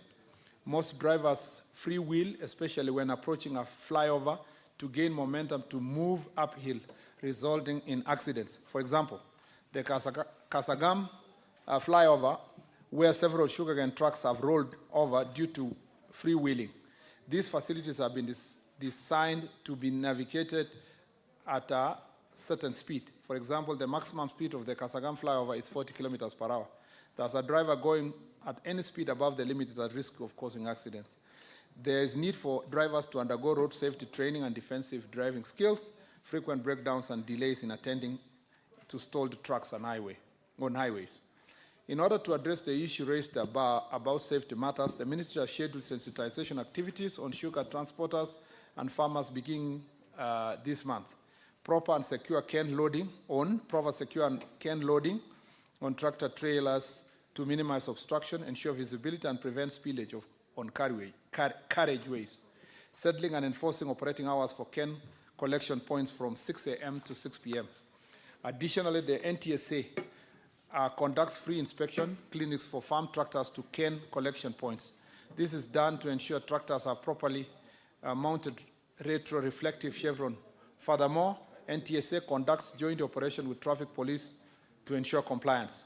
Mr. Speaker, the NTSA have designated the roads in sugarcane growing areas under performance-based contracts and routine maintenance contracts whose specifications include, but are not limited to the following: clearing any debris on the carriageway, drop-offs from sugarcane trucks, sealing of emerging potholes on the carriageway, desilting road drainage systems on the obstruction, road marking to enhance road safety. That must be Kena. Yeah, sorry, I read that NTSA, but it's Kena actually, Mr. Speaker. Please correct the report accordingly, the document accordingly, Senator Professor Gender. It is supposed to be Kena as designated. Axle loading control to curb loading, pavement strengthening on need-to basis to accommodate sugarcane traffic loading. Roads in Western Kenya region include Kakamega, Kiboswa, Kakamega, Webuye, Kitale, Ekero, Mayoni, Mbwekas, and Ebuyangu, Ekero. Roads in Nyanza region include Ewasi, Nandi Hills, Moroni, Fortenan, Awasi, Katito, Awendo, Mariwa, Kilgoris, Rongo, Homa Bay, Ranen, Chamkiwadu to Kenyanya, Rodi, Kopany, Tundiwa, Katiko, Kendu Bay, Homa Bay, and Mamboleo, Kiboswa. Additionally, the ministry through Kenya has conducted stakeholders engagement with sugarcane transporters and interested stakeholders and sensitized them on adherence to acceptable rear top on side of vehicle distance limits when carrying sugarcane as per the Traffic Act guidelines. This aimed at minimizing accidents caused by reduced visibility to other motorists due to improper packaging of sugarcane. Effects of overloading on the carriageway. Procedure of obtaining permits from NTSA under special cases of cane transportation. Need for proper packaging for sugarcane on trucks to minimize drop-offs and littering on the carriageway to minimize maintenance cost. Mr. Speaker, this statement is coming at a time when we have unfortunately lost a number of people yesterday and the day before on road accidents, including students of Kirinyaga University, and including also the accident that happened in Olenguruoni, Silibwet Road, and the other one that happened in Moroni. Mr. Speaker, road accidents is becoming a threat to our national health system. In fact, we are speaking with Honorable Nakumicha, the CS Health, about the impact of such accidents on our health facilities. Mr. Speaker, just let me use this moment, because I've got this opportunity through this August House, to condole with the families that were affected. And number two, Mr. Speaker, to assure the public that the directive that President Uhuru Kenyatta vacated in 2018, that made it impossible for us in the transport sector and NTSA particularly to be on the road to do enforcement, is now revisited. And together with Professor Kindiki in Interior, we will bring back the collaborative effort that required some of the traffic police officers to be seconded to NTSA for proper enforcement. Because, Mr. Speaker, we were left to what you saw me reading here, you know, sensitization, setting the standards. But, Mr. Speaker, even though the Act permits enforcement, on the ground, Mr. Speaker, government decision was made to leave that enforcement only to the traffic police. I believe the new direction will help us to be able to deal with this menace. But last, Mr. Speaker, just to emphasize, even this tractor menace, including driving on the roads, Mr. Speaker, the statistics show that most of the accidents are as a result of drivers' behavior. Mr. Speaker, when I announced last year that the drivers will be retested and that you will not get a certificate, the driving license retested, there was hue and cry. And many people say that we were oppressing drivers. But everybody goes through retesting. Lawyers go through every year through training. Doctors do the same. Mr. Speaker, drivers who are carrying human life should be retested so that we know those who are competent. We test even up to their alcohol content and the drug abuse possibilities among the drivers. These are things that we should support as people of Kenya. The last thing is that as individuals and citizens, Mr. Speaker, citizen responsibility is extremely important. The matatu that got an accident in the Silibwet Road, Olenguruoni Silibwet Road, Mr. Speaker, had 24 people, which is 10 people extra. And it was carrying 4 bags of maize. That, Mr. Speaker, by the time the 15th person, the 16th person, the 17th person, the 18th person was boarding that matatu, they knew, of course, that it was overloaded. And, Mr. Speaker, we cannot act as citizens that we are ignorant of the fact that you sit in a car, the driver is drunk or overspeeding or it's already overloaded. We also need to take responsibility ourselves as passengers, but more importantly, those who are sitting behind the wheel. I thank you, Mr. Speaker. Senator for Bungoma, you may proceed to ask question number 031.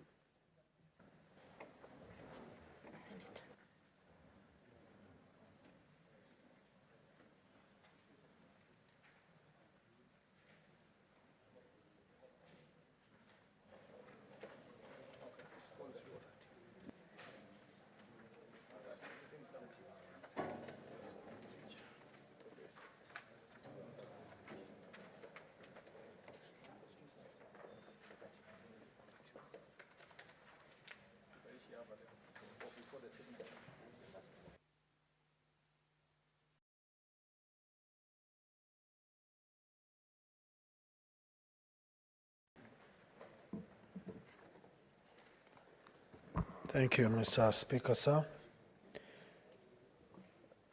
My question is as follows. Could the Cabinet Secretary provide a timeline for the rehabilitation and expansion of Luahaha, Chwele, Kimilili, Kamkuyu Road to accommodate the increasing traffic, including heavy trucks plying the route?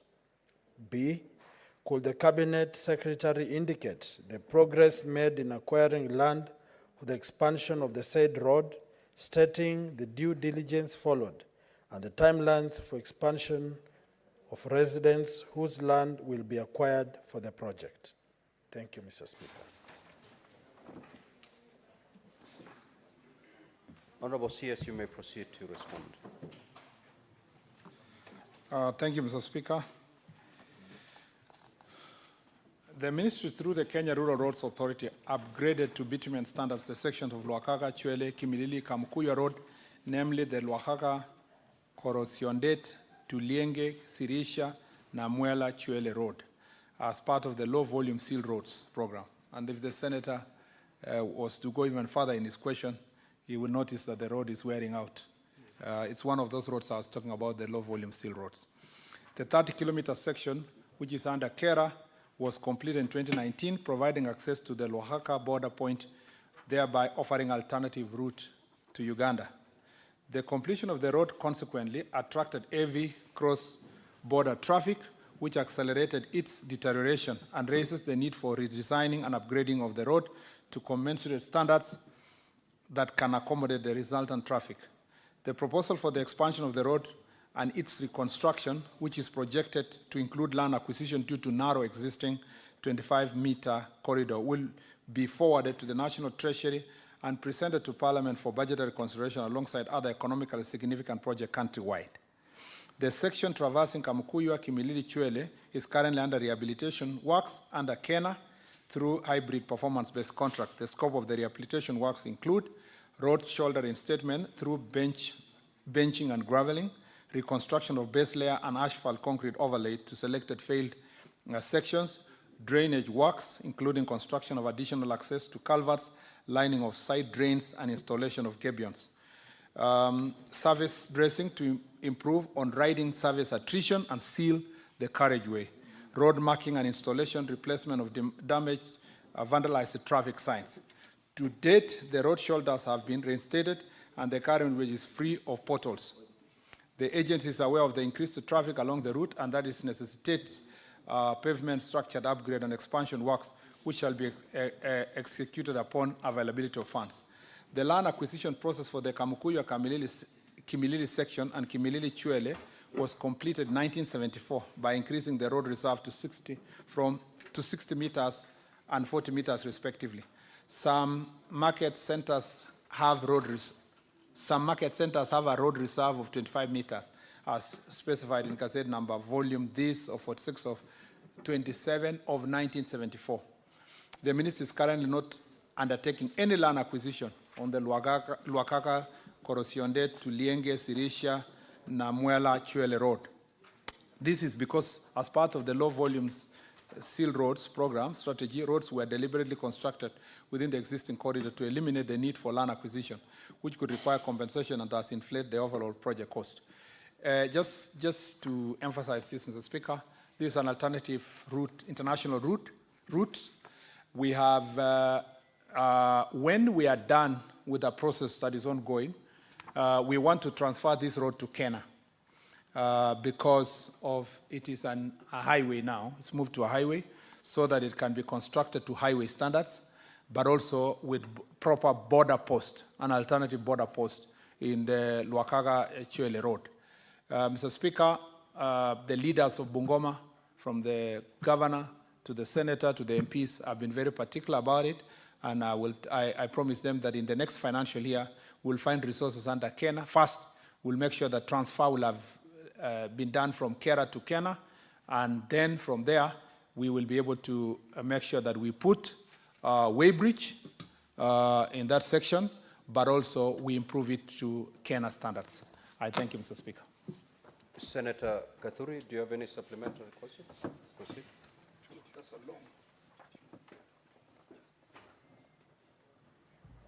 Honourable Speaker, my question was on the national pending bills across the two institutions. Mr. Speaker, my concern is the interest that are accruing, especially with Kenya, because as the CS has put it, this is 87 billion pending bills, and the interest is 4 billion. So, Mr. Speaker, my concern is that we have so many loans which are dilapidated, and if we are paying this interest, then, Mr. Speaker, this is the money which should be going to maintain such loans, as the CS has put it. So, the issue is delayed funding from the exchequer. Mr. Speaker, because we are planning as a country and as a government, my issue was, why is the delay in exchequer release? Because some of these loans, most of them are funded through the exchequer, Mr. Speaker. So what plan maybe if, because the CS is saying it needs 150, 160 billion to clear all the pending bills. If we doesn't get them the next 1 year, does it mean that we are going again to 6 billion interest, Mr. Speaker? And the second one was about the maintenance of roads, Mr. Speaker. My issue is we have invested a lot in these roads. And once we fail to maintain, we are losing that investment, Mr. Speaker. Like where I come from, we have a very busy road called Chogoria Marimba Meru Road. This road was built by European Union to support the tea factories across that belt. But, Mr. Speaker, this road is never maintained. There are heaps of soils. Once it rains, there is a lot of soil which piles on that particular road, Mr. Speaker. And I've addressed it. And, Mr. Speaker, even though that we have no money for doing new roads and these other things, Honorable CS, when some of us lied to the ministry requesting for support, you know we have been around for some time, Mr. Speaker, and some of us have no vested interest on what happens when we make our requests. But I want to really request the ministry that even though we are not in the National Assembly, because we are representing people, when we make interventions through the ministry for particular roads, Mr. Speaker, you saw me working on potholes in Meru County because of the Meru-Nairobi Highway, because the road maintenance was poor. So when some of us lied to the ministry requesting for specific interventions, I want to request the ministry on record today that they shouldn't be listening to some of us. We are Hyundais, Inchurinchek Hyundais, and once I tell you something, as a CS, as a PS, you must know this thing is coming from the kingdom of Meru. What is your question, Honorable Gathuri? What I was saying is that the CS should try and maintain, especially the national highways, Mr. Speaker, and then any interventions that we put across is that those interventions are not coming from me, but from the great people of Meru, Honorable Speaker. Thank you. Unfortunately, the Honorable Senator is done. Proceed, CS. If you picked any questions from that long Mr. Speaker, I share the same concerns with the Honorable Senator and the Deputy Speaker. You see, if you have interest now I need to add for your record that it is 6 billion in Kera. So you have 6 billion in Kera, 4 billion in Kura, 4 billion in Kena, and 18 million in Kura. Those are interest only. But there is something else that I wish I had added, claims, which we cannot define at the moment, because the contractor is claiming the machines were on site. I need another mobilization money to come there. The fuel prices have changed. So protracted pending bills, like the ones we have done from 2017, 2016, 2017 to now, is causing us problems. Two things. One, because you have the legislative mandate on roads, equal legislative mandate to National Assembly. I think we need to provide a cap similar to Induplam rule, that even if you are going to ask for interest, it should not be more than twice, on your claims, must not be more than twice the cost of the road. And I'm telling you, Senator for Meru, I wish I had brought this example here of one contractor who, by going to court, we had paid the contractor up to 8 billion of a bill of 9 billion. The balance, the 8 point something, the balance was about 300 million. But he was awarded by court another extra 3 billion. So I'm asking myself, when a judge is sitting there and awarding an extra 3 billion, where does he think the money comes from, and how are we going to build the roads? So there must be legislative guidance, and I think it will be incumbent upon us as ministry to provide this. Number two, if we were adhering to the procurement law, you see, this is where the problem is. The parliament provides the budget, okay, in the beginning. Then the agency is told, now procure based on that budget. Then towards the end of the year, through supplementary, the budget is reduced. We started this year, for example, development budget at 63. We are now ending at 46, okay? There's still a gap of 20-something billion shillings. Now that, for the last 7-8 years, we've been providing 5 billion when the agencies are asking for 100. We provide 100 in the beginning of the financial year, and then we create a gap. That is why we have so many, because that's the question anyone should ask themselves. How come, despite the legislative, procurement law, how come we have this level of pending bills, yet our procurement law says, don't procure what you don't have? This is the challenge we have. And as we continue, if there is a big challenge in this government, is to deal with the nearly 700 billion of pending bills in the road sector. And I don't know which formula we will use to sort it in the next 4 years. But I promise, and the promise of this government is to find ways of reducing it significantly so that people can get at least 2,000-3,000 kilometers of the roads completed. On the other issue of maintenance, it's the same. The same situation applies. I said I'll come back with a policy position on how to increase the resources for maintenance. So that then, as we discussed with you, this Chwele Road, for example, Wakaga Road, and the ones in your county like Kipia, all these other roads, under low volume seal. We are negotiating with the National Assembly so that the Constituency Roads Committee can vacate the 10% that is for Kera to come back to maintain those roads to start with. Even if it's not enough, at least we will salvage the worst roads in the country. If we don't do that, we'll build from zero. Some of the contracts were given 2017. Now the contractor are on a pending bill. He has a pending bill. He's not completed the pending bill. The road. The part that he started with is already finished. So the part that started is finished. The road is not completed. And that's a real problem. Now, Senator, Deputy Speaker, there is no senator under. That was my position as a senator. That was my position as majority leader in this house. It remains my position as a minister. There is no senator who does not have mandate over oversight of any part of a function in the national government in his role of representation of the people of his county.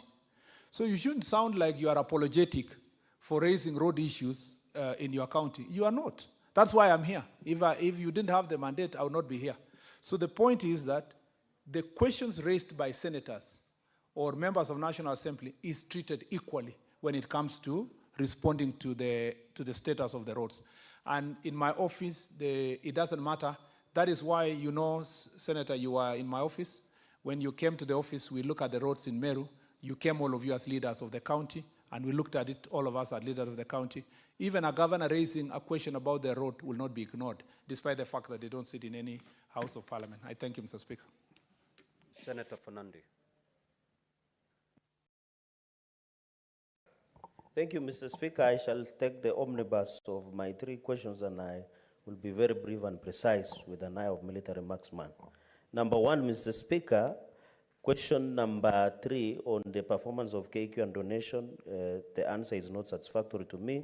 So my 2 supplementary questions. 1, can the cabinet minister provide performance acceptance deferred defects that should show performance acceptable technical log with the dates and pass log, and leases of the said aircrafts and ownership? Question number 2 on that question supplementary.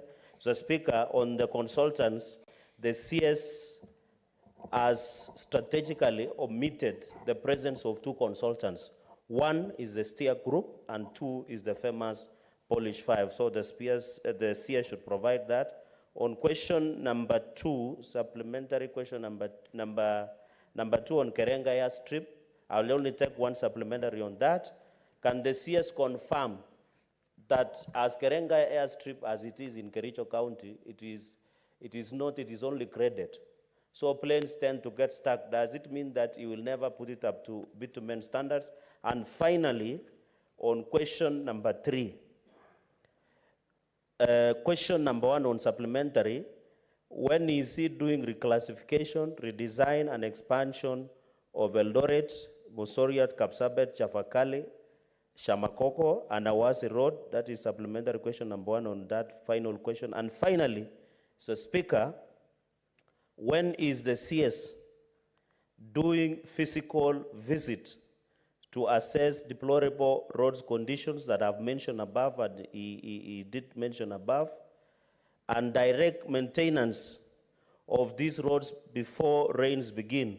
My cue, the CS has made more visits to Nandi to attend funerals and other social functions, but has not found it necessary to visit these roads physically and verify. I thank you, Mr. Speaker, sir. Honorable CS, keep it brief. Mr. Speaker, first of all, the question of performance of the airplanes, the Honorable Senator says he's not satisfied. If he's not satisfied, Mr. Speaker, I will ask the owners of the plane so that they can engage with the Senator for satisfaction.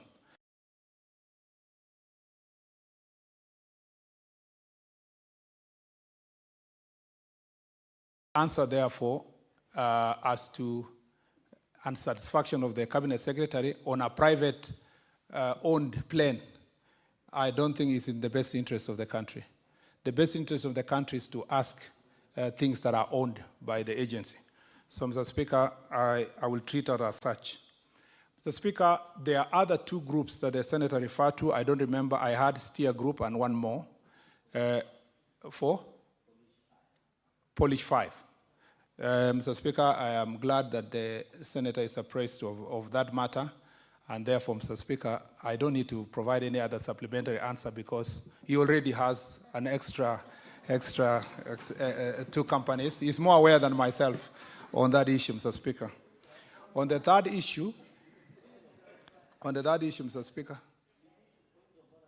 Proceed, CS. Proceed. On the third issue, Mr. Speaker, of Kirinyaga Airstrip, if the Senator had followed the answer, he asked the same question that I already answered.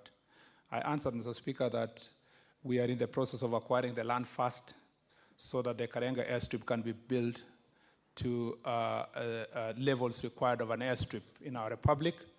And Mr. Speaker, His Excellency, none other than His Excellency the President is helping us to speak to Eketera, to negotiate together with our brothers in the lands ministry to negotiate the land.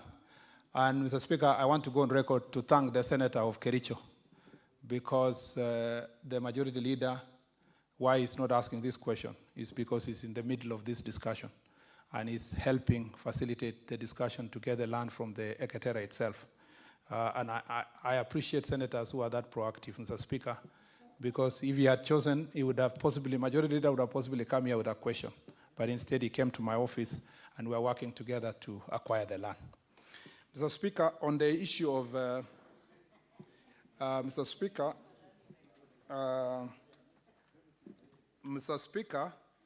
on the issue of reclassification of Eldoret Nandi roads, Mr. Speaker. Mr. Speaker, the design is ongoing in terms of widening Eldoret Nandi road.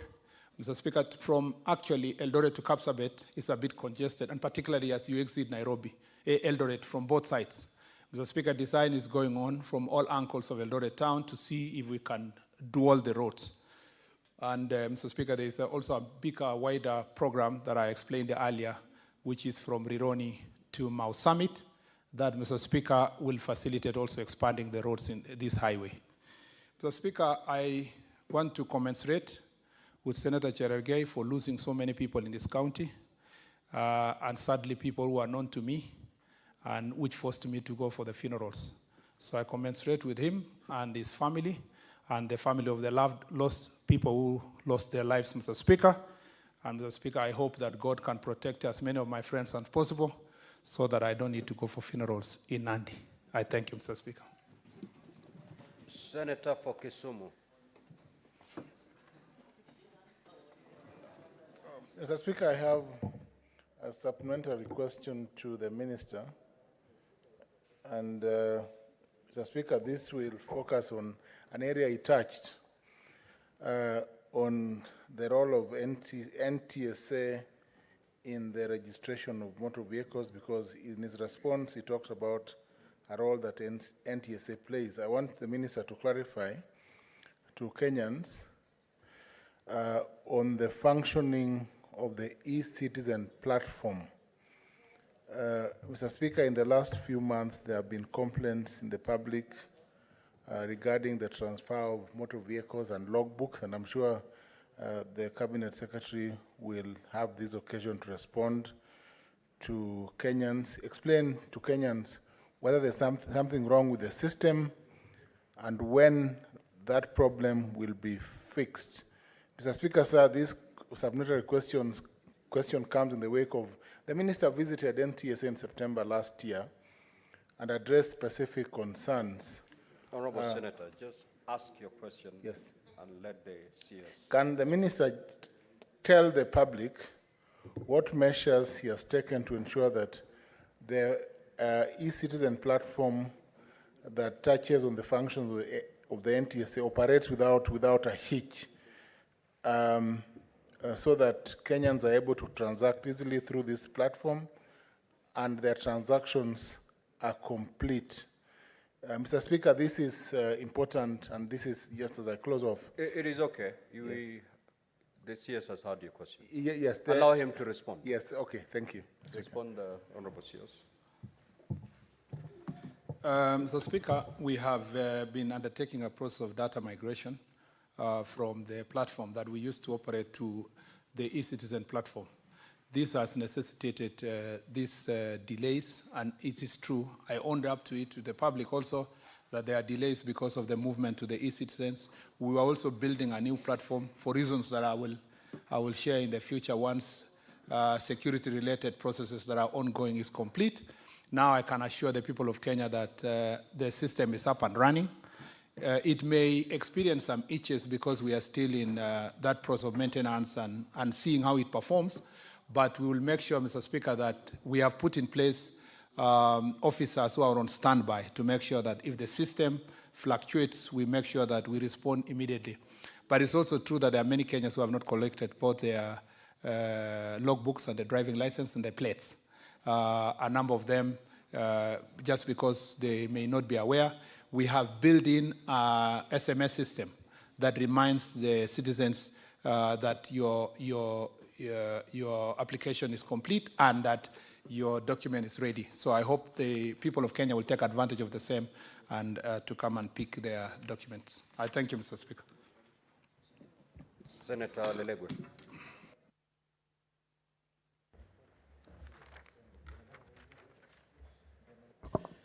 Thank you, Mr. Speaker. I would like to ask one supplementary question, follow-up question to question 013 and 015, as asked by Senator Murungi and Senator Charagay. Mr. Speaker, in light of the recent tragic events along the Maralal-Baragoi Southern Road, which has claimed several lives, including the life of Honorable Paul Leshimbro, MCA for Angata Nanyeke Ward, that is on banditry.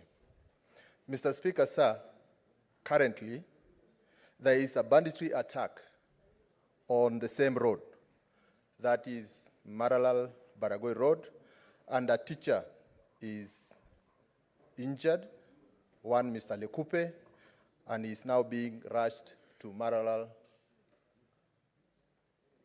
County Referral Hospital for medical attention. So, Mr. Speaker, on this regard, I would like to inquire about the status of the upgrading of Maralal-Baragoi Southern Road to bitumen standards, stating when the upgrading process will commence,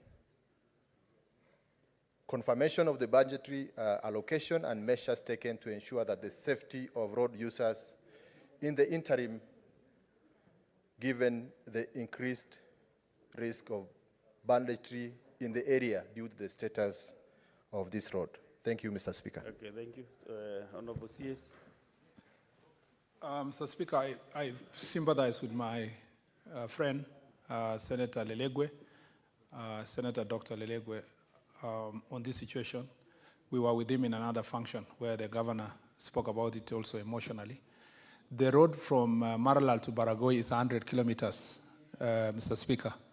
And 100 kilometers is not easy to tarmac in such areas. But it is also scientifically proven that when the roads are paved, it improves security issues. That is the true in the northern part of the country. That's true in sites of Turkana.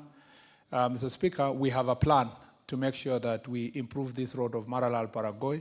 We have a road from Churo, Amaya, through this Tangul Bay up to Laikipia, where Senator John comes from.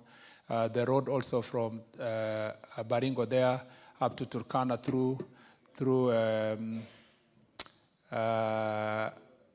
Loruk to Lokichar. Mr. Speaker, as part of key security issues to deal with security problems in the country, I have told the Kenya to work on designs on all these key security roads that help us to deal with banditry in Kerio Valley. And our hope is that because of the budgetary constraints, we want to work with some of our development partners, which Uma have mentioned too, to see if they can do what we are doing together in the northeastern part of the country, in the Kerio Valley region, as one way of opening the road. But in the interim, the senator and the leadership of the senator, Honorable Etipila, the governor, have all approached me to say we need perhaps a shorter measure in terms of maintenance of the road. This Friday, Mr. Speaker, I'll be visiting the area, and we will go with Senator Lelegwe and the other elected leaders in the place to see the status, and we are working in the office to get emergency resources to make sure that we maintain that place. We will also be working with Senator Kindiki, the CS Interior, to see how security will be provided to the contractors so that they quickly improve the road to make it a bit motorable and safe for people to drive a bit faster to evade the bandits. Mr. Speaker, it must also we must not lose the fact that the real problem is banditry, okay? The road network helps us is one of the ways of dealing with the effects of banditry. The government is doing everything possible, and the CS Interior has been there many times to deal with the question of banditry. And as a leader from that Kerio Valley region, I am very, very concerned, and we're working together to see what ways and how my ministry can contribute in combating this disease of banditry. I commiserate with my friend, Senator Lelegwe, for the loss of his friend, the MCA, and Pole to the people of Samburu and Kerio Valley region at large. And I hope that as the government, as we promised, we will deal with banditry with finality. I thank you. Thank you, CS. There was a question number 15, which was asked by the Senator for Kitui County, and he left the Senator for Makueni County to his belief. So can you ask his supplementary question, just one? Yes, sir. Thank you, Mr. Speaker. Mr. Speaker, on question number 15, and in fact, 14, both of them came from the Senator for Kitui. 15 only, he asked 14. He asked supplementary question 15. 14. Just under 15. Yes, 15, there is Sekuru and Mutomo airstrips, and also the airstrip at Ithokwe. Those three airstrips, Mr. Speaker, are useful in case of medical emergency evacuations, and they have been in existence. And I heard the answer the minister gave. Could the minister indicate as to the plans of at least doing earthfill so that they can be used for emergency purposes while we await the major plan he has given us on that particular one? And finally, on the question number 14, which he had asked about the compensation in Kibwezi road all the way to Sekuru, could the minister, on that particular compensation, understanding that this was a company, a country-to-country dealing, is it possible then to have a PPP so that the residents from Kibwezi all the way to Sekuru can be compensated on the roads, land which was taken away from them, since the Constitution expects that, anticipates that the people should be compensated before the works begin? Yes. Mr. Speaker, I agree with the Senator Manzo on the prompt and adequate compensation. And Mr. Speaker, as I said earlier, we shouldn't be in this situation if we recast our budgetary approach. We shouldn't be able to be in this situation, but now we are because of how we are managing our budgetary process. I promise you that should the resources herein announced earlier, which is about 100 billion, be given to the road sector, I believe, Mr. Speaker, that we will be able to compensate those people who have stayed for long. For the airstrip, Sekuru airstrip, I agree. We should be, and I've consulted the MD who is sitting here next to me, we should be able to do the maintenance to a good gravel standard for the time being as we work on these contractual issues that we are dealing with. And I promise that we will do that. Thank you, Senator. Next is Senator, who is this? Olekina Ledama. And Honorable Senators, Senator Ngrudia, why do you always like to be disorderly in this house? What I was saying is that we have another CS Education who is coming before the Senate to answer his questions. It's already a quarter to noon. So kindly indulge me to just get 2 senators from this side and 2 from this side, then we close this business.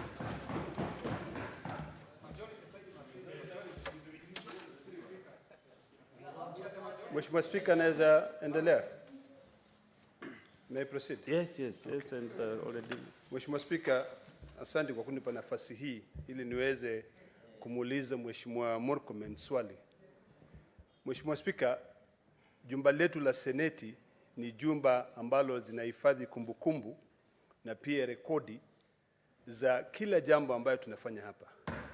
Nikimnukuu Mheshimiwa Murkomen, wakati alipokuja hapa, alisema kwamba barabara kutoka Ngong mpaka Suswa, contractor atakwenda kule kwa wiki 2.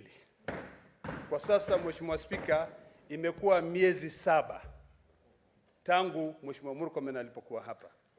Je, kweli ikiwa kumbukumbu ile ambaye itahifadhiwa katika jumba letu la Seneti ni ile ya kusema ya kwamba contractor atakwenda katika wiki 2, na mpaka sasa hii barabara ambaye ni kilomita 6 peke yake imebaki iweze kumalizika.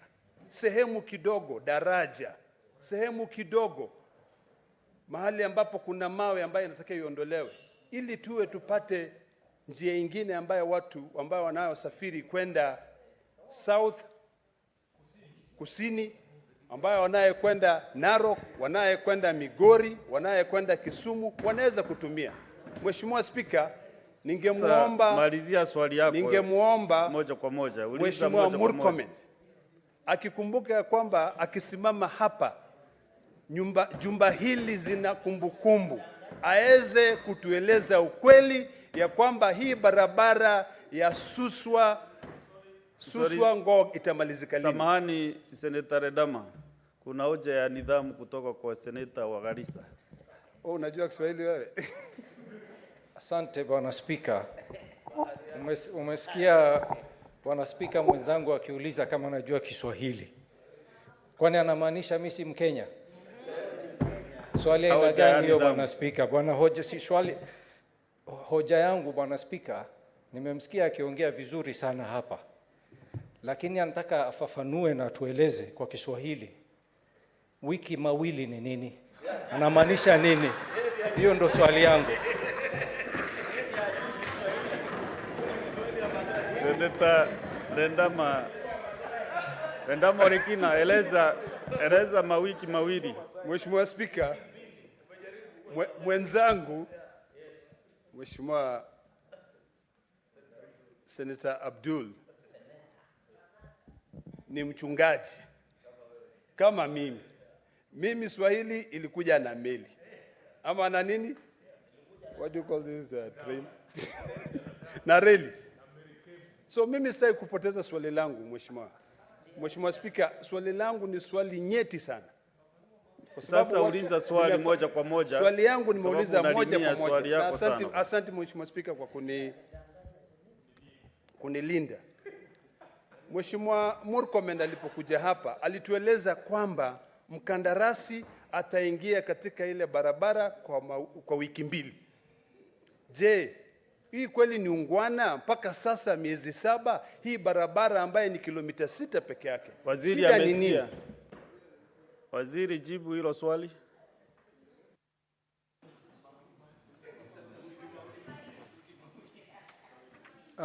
Mheshimiwa Spika, ni kweli kwamba nilisema kwa muda wa wiki 2 tutakuwa na mwanakandarasi atakuwa amerejea kufanya ile kazi ya barabara ya Suswa kwenda Ngong ama Ngong kwenda Suswa.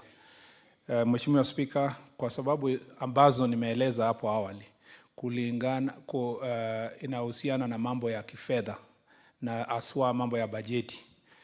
Mheshimiwa Spika, hatukuweza kumrudisha ama kumrejesha ule mwanakandarasi arudi barabarani kwa sababu yeye alisema kwamba kati ya pesa ambazo hatujalipa ambayo ni milioni 600 alihitaji zaidi ya yale ambayo yaliwekwa kwa bajeti.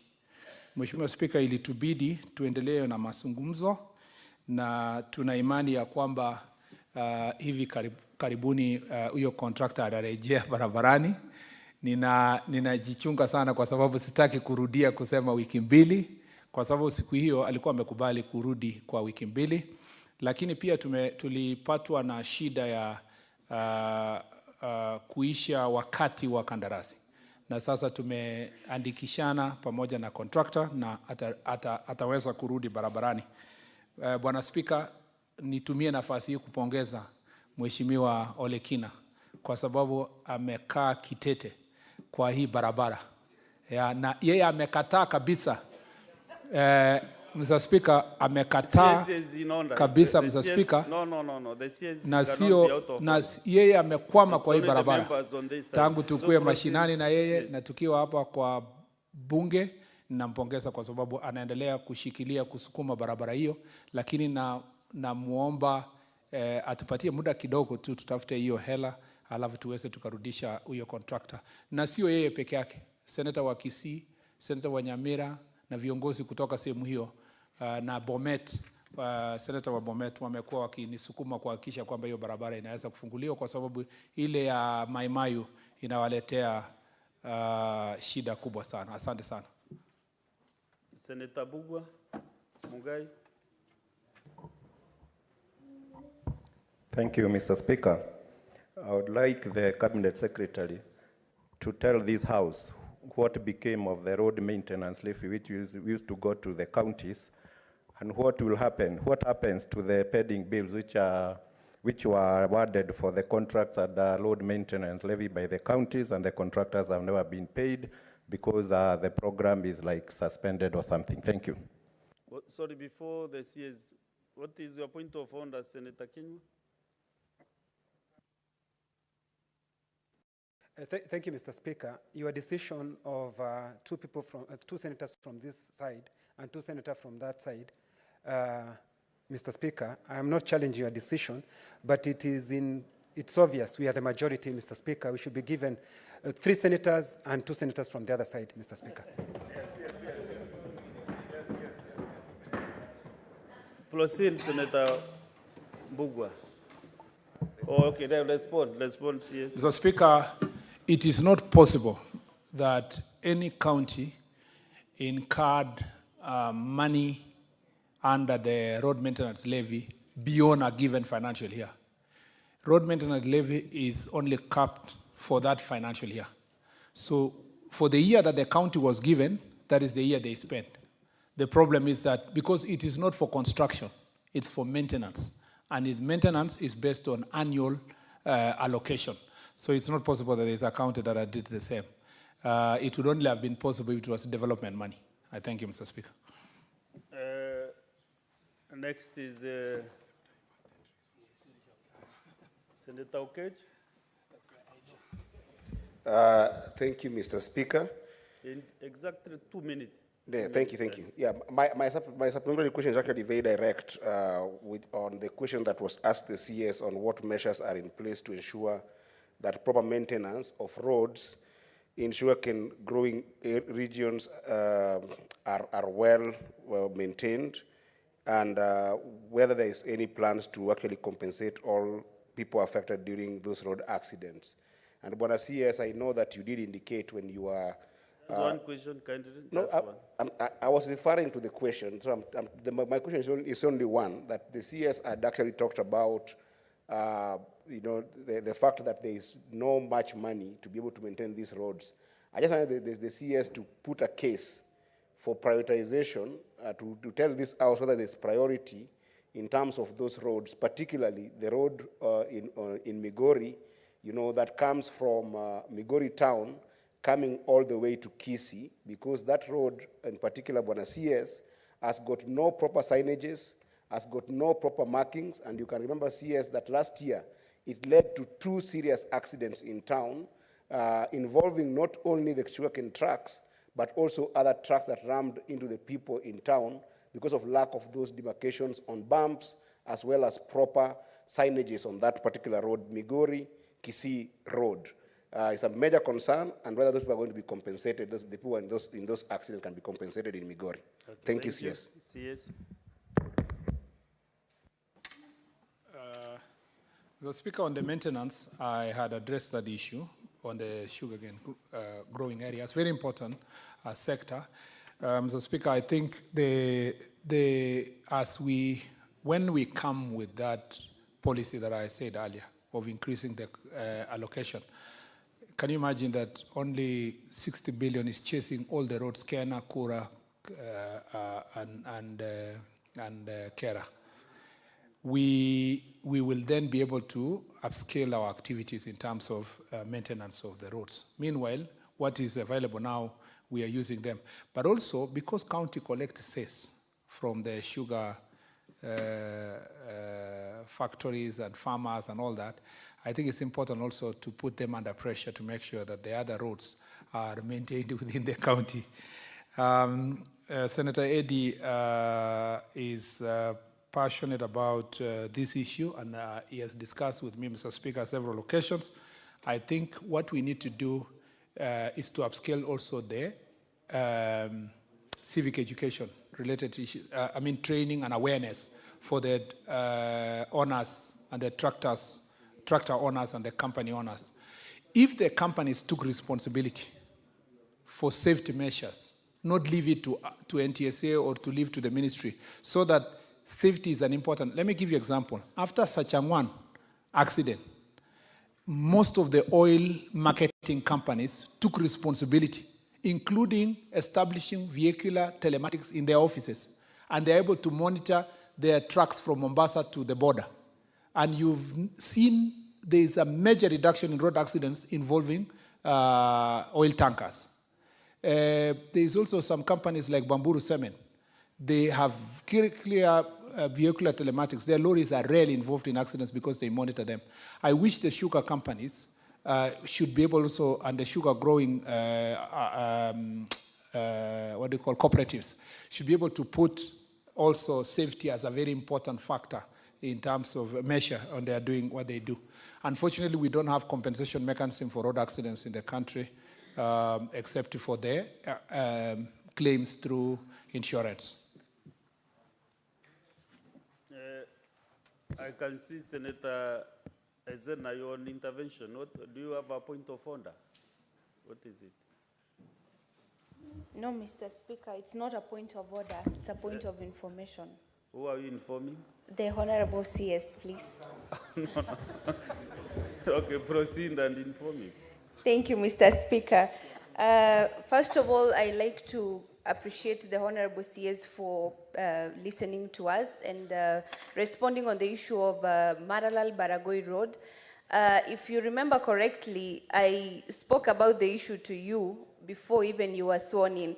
And I told you that the best thing you can do for Samburu is give us at least 2 roads, if not 1.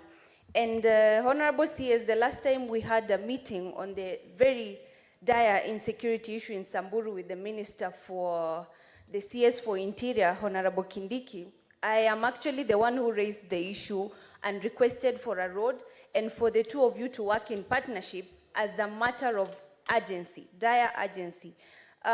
Because I'm very sure there is a lot of issues across the country, like you've spoken about on roads.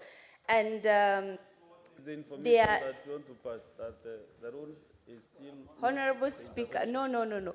I just want the CES to at least treat our case and situation as a matter of urgency, because it is involving loss of lives in Samburu County, and that is the same thing that led me from opposition, a leader from opposition, to go and seek the president recently in Osain in Kilgoris for the same road to be tarmacked. So for me as a pastoralist to swallow my pride and beg the president for a road, I implore the CS as a fellow pastoralist to treat that matter with the urgency and seriousness it deserves. Thank you, Honorable Speaker. You know, Senator Zena, it's only that you are representing a very critical constituency called the youth. So I just give you time to empower you and other youth. Otherwise, I could have disconnected you, but I gave you... No. Thank you. Yes, sure. So, CS, I think it's just to note that, but you can just take 30 seconds, can you? It is true what Senator Zena is saying. She spoke to me about this road also.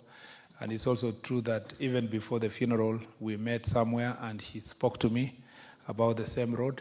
And so it is also true, Mr. Speaker, that she spoke in the meeting to the president.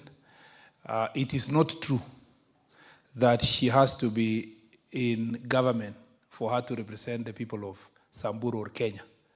Mr. Speaker, the position I hold is apolitical, and the responsibility of the state and government is to serve all Kenyans, regardless of their political affiliations.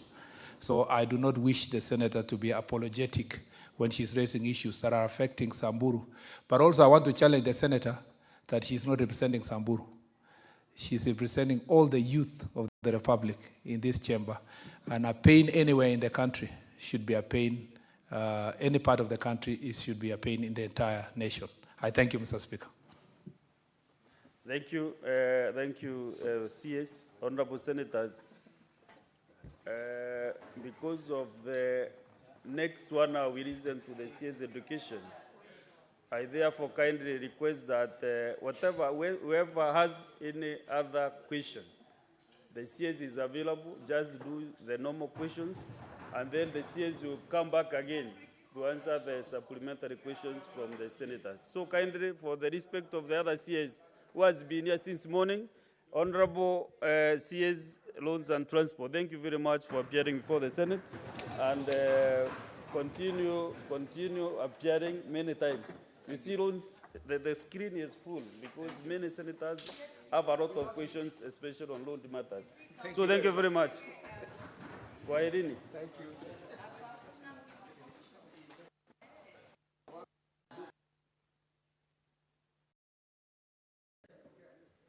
So,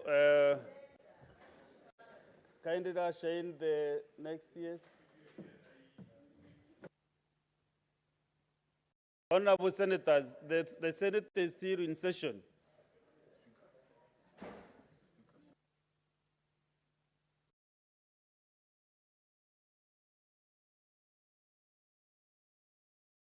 To usher in the CS education.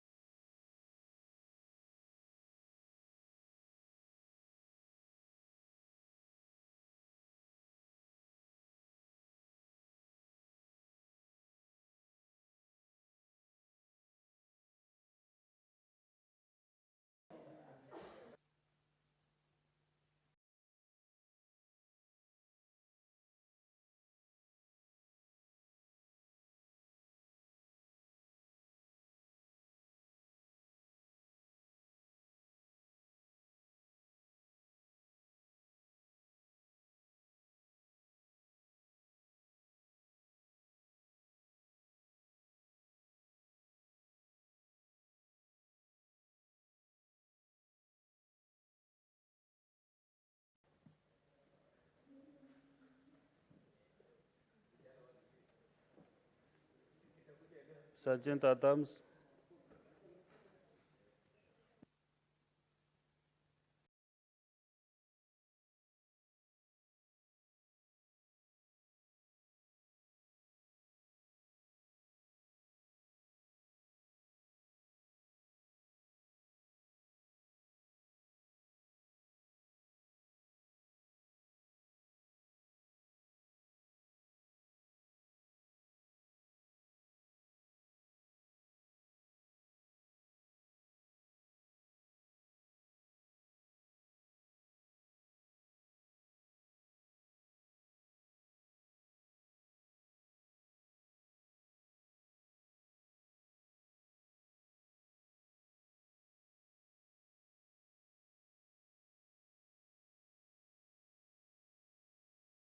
All the senators,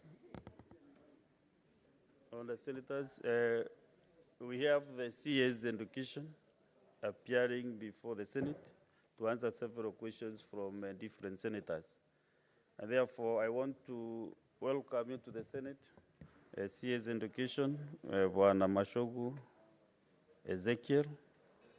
We have a few questions and I want to start with the Senator for Nairobi City County.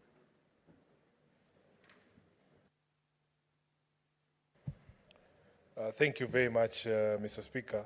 This is the question to the Cabinet Secretary. Sorry, let me give some guidance. I will call all the questions to be asked at the same time, and then we can give a few senators for interventions.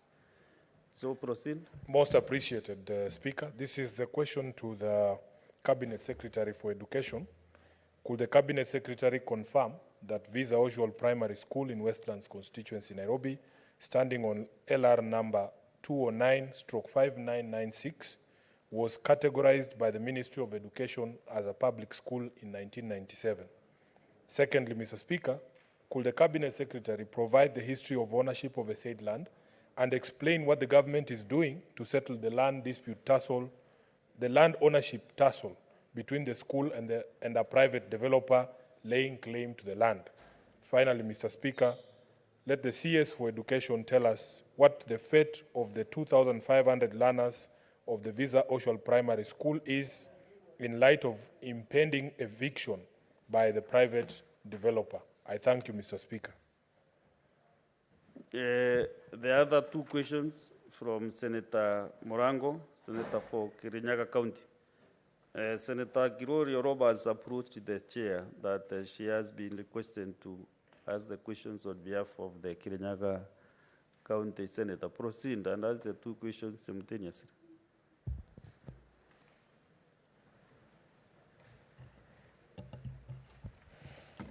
Thank you. Thank you, Mr. Speaker. Question number 006 by the Senator for Kirinyaga County. Could the Cabinet Secretary indicate the staffing levels at Kirinyaga University, indicating the number of academic, administrative, and support staff? B, what proportion of each cadre of staff in the university is from the local community? And could the Cabinet Secretary clarify whether there is a policy in place requiring universities to employ a fixed quota of staff from the local community? And C, what measures has the government put in place to ensure that institutions of higher learning involve the local community in their operations? Question number 024 by Senator from Kirinyaga County, James Murango. A, are there plans by the government to establish a national polytechnic or technical training institution in Kirinyaga County? And if so, could the Cabinet Secretary clarify whether budgetary allocation for this same will be made in the financial year 2024-2025? B, what initiative has the government taken to establish at least one national polytechnic or technical training institute in all 47 counties? Thank you. The other questions from Senator Hedy. I cannot see him around. And Senator for Kakamega County.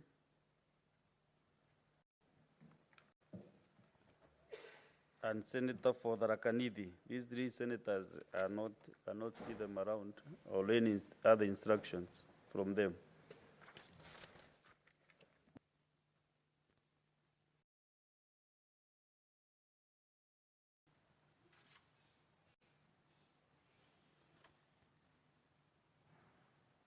So let the CS respond to the questions by Senator Sifuna and Senator Morango. I'm told Senator Boni wrote a letter that he is not around.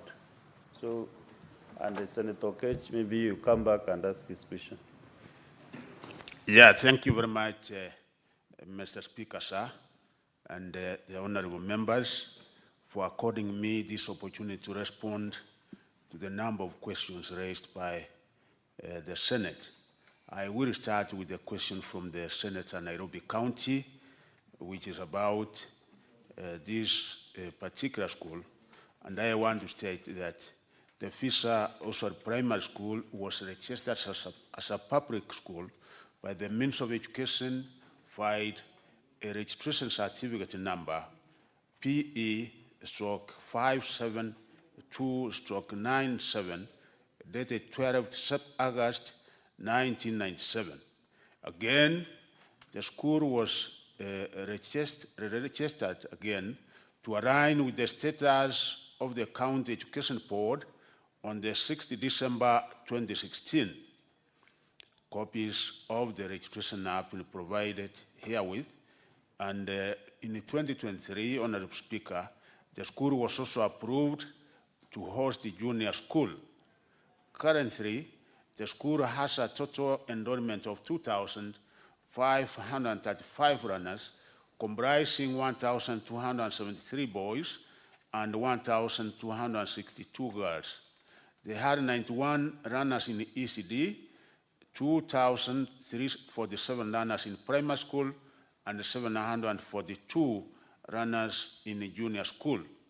There are 45 teachers employed by the Teachers Service Commission and 45 staff employed by the Board of Management and the Nairobi City County Government. The school serves about 1,800 parents and guardians.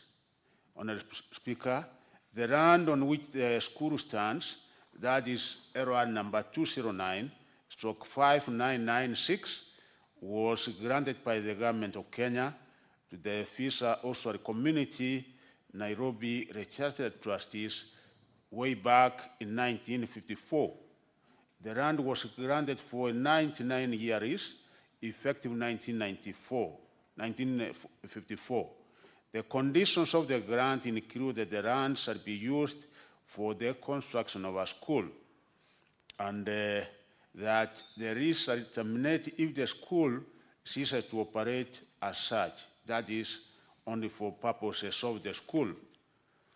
The school initially ran as an all-Asian school before runners from other races were admitted in the year after independence, specifically starting from 1969.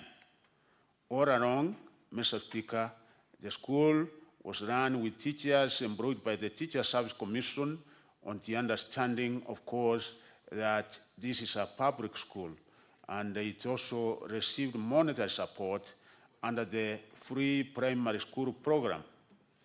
However, the school buildings, on the other hand, were put up by the trustees. The question of whether the school is public or private, therefore, has been the subject of various court cases, and we have had protracted court cases for a number of years now, a total number of these cases being 5, which I'm sure the Honorable Senator from Nairobi is aware. The first one, Honorable Speaker, is Nairobi High Court civil case number 1474 of 2005, where the Fisa Oswald community sued the then City Council of Nairobi. And they went to court alleging that the land on which the primary school operates since 1954 was built using the community resources, and therefore the City Council had taken it over and converted it into a public primary school without a role of authority. They thus sought vacant possession of the property, and the court found, ruled in their favor as per the attached judgment which we have been able to attach. However, the status quo remained. The second case was Nairobi High Court Constitutional Petition number 262 of 2013, where again it was the community, the Fisa Oswald community, registered trustees, versus the Attorney General, Commission of Lands, and the Cabinet Secretary, Education then. And by letter dated 4th January 2013, the Commission of Lands wrote the trustees, giving them 6 months notice to surrender the subjected land, and the trustees, following that, filed a case against the commissioners, Commission of Lands, a notice saying they violated their constitutional right to property and fair administrative action. On the 28th March 2014, the court dismissed the case as per the attached judgment. The court found that the school had been built on a public land since registration, having received teachers from the Teacher Service Commission, and the funding was provided under the free primary education program. A copy of the judgment is attached, Honorable Speaker. Again, following that, there was a Nairobi Court of Appeal, Civil Appeal number 126 of 2014, where the Fisa Oswald community, again, versus the Attorney General, Commission of Lands, and the Cabinet Secretary Education. Again, this particular appeal judgment was issued on the 24th February 2019, and it was found to be in favor of the trustees. The court affirmed their rights over the land and held that there was no basis for the Commission of Lands to require the trustees to surrender their land. The Court of Appeal reasoned that the conditions in the grant did not categorize the school that was to be constructed, whether it was for public use or for private use. Following that, case number 4 now, the matter was taken to Supreme Court under application number 20E043 of 2020. The Board of Management and the Fisher Osore Primary School versus Fisher Osore Community, and then the Attorney General and the Minister for Education. And during that particular application, the School Board of Management applied for leave from the Supreme Court to appeal against the decision of 22nd February 2019 by the Court of Appeal. In its ruling, issued on 17th February 2022, the Supreme Court found that the fate of a public school is a matter of public interest and that the Board of Management should be allowed to ventilate the matter in a proper forum. The Supreme Court directed the School Board of Management to institute its claim at the Environment and Lands Court. Following that, a case was filed, Nairobi ELC number E176 of 2022. The Board of Management again versus these trustees, and the case wanted a declaration that indeed the school is a public primary school and the land in which it sits is public land for the public purpose of operating a school. The Minister of Education, in conjunction with the Attorney General, filed a replying affidavit in support of the school's case.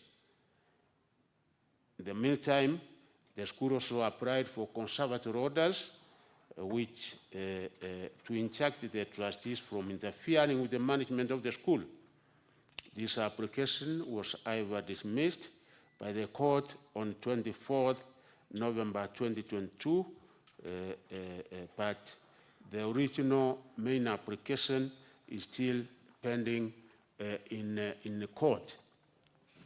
Honorable Speaker, therefore, the ministry is actually working on this matter with the Attorney General and the Board of Management to safeguard and maintain the position that this particular school is a public school, and the land being occupied there is for public purpose and not for private purpose as such.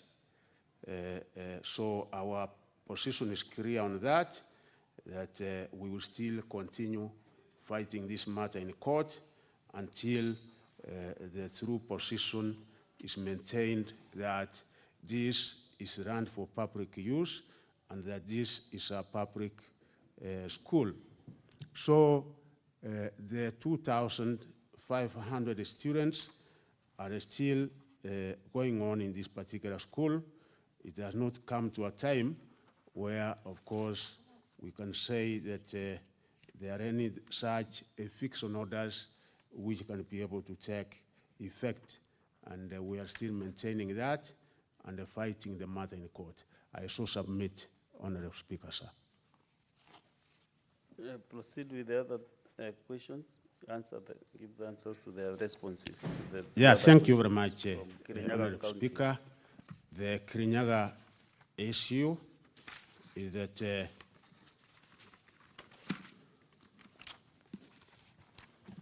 Kirinyaga University is a public university that was chartered. If possible, you can just summarize.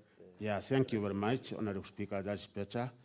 Kirinyaga University is a chartered public university since 2016, and the total number of staff at this particular university is 284, Honorable Speaker, And out of these 284, 69 are from the local community, that is Kirinyaga County, whereas 215 are from other counties across the country.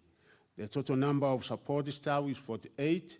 Out of this, 30 are from the local community, that is Kirinyaga, which represents 62.5%. The total number of clerical and administrative staff is 116, and out of this, 27 are from the local community, that is Kirinyaga, and that represents 23.27%. The total number of academic staff is 120, and out of this, Honorable Speaker, 12 are from the local community, which again translates into 10%. I have shown a schedule, which a table there, which is indicating clearly on this particular distribution. The second part of the question, I would like to state that the University Act is very clear that the responsibility of employing any staff of a university is given to the University Council, and of course we are aware that the Constitution of Kenya, Article 232, provides that values and the principles of public service, particularly when it comes to matters recruitment, we must take into consideration the following factors. One is fair competition and merit as the basis of appointment and promotion. Again, it must be representative of Kenya's diverse communities, as well as affording adequate and equal opportunities for appointment, training, and advancement at all levels. So, again, when you come to Section 7 of the National Cohesion and Integration Act, Honorable Speaker, it also reinforces these provisions of the Constitution, which clearly states that we must seek to represent the diversity of the people of Kenya in the employment of staff, and that no public establishment shall have more than 1/3 of its staff from the same ethnic community. So a university being a state corporation bound by all these public sector rules on recruitment and employment of staff, we are also ensuring that we comply as much as possible as this particular one is concerned. There is no given policy really apart from the rules that I've been able to state, which states that the employment must be of a fixed quota from the local community. But generally, the lower cadre, which is from grade 2 to grade 8, which comprises of the support staff and the junior administrative staff, they normally originate from the locality of the university. And this is not only for Kirinyaga University, but it's a pattern that we have all over other public universities.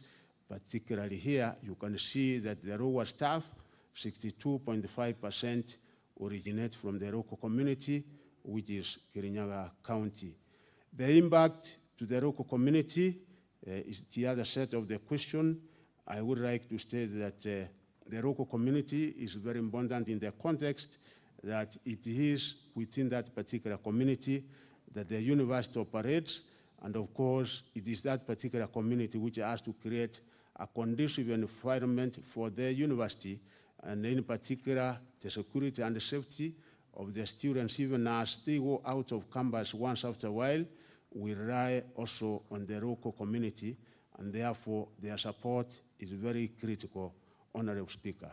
It is also, of course, very clear that universities provide employment opportunities, and in the cadre that I have said, the lower cadre, it is the local community that is able to benefit.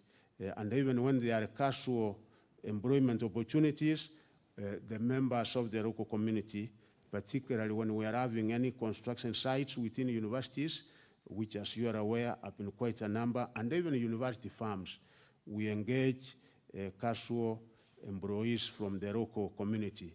As well, the universities also impact very positively on the local communities because they offer business opportunities, such as accommodation, hostels for university students and staff, and also even the normal supplies to the university are also done by the communities. From the policy standpoint, Honorable Speaker, we always encourage universities to engage in research and also engage in community outreach, such that the findings of any research done can be of impact to the surrounding and the rural community. If you go, for example, to the University of Dedan Kimathi, you can see the kind of engagement they have done in matters coffee growing and the great impact that it has had on the surrounding communities. So in that particular question, I think we have covered all the areas.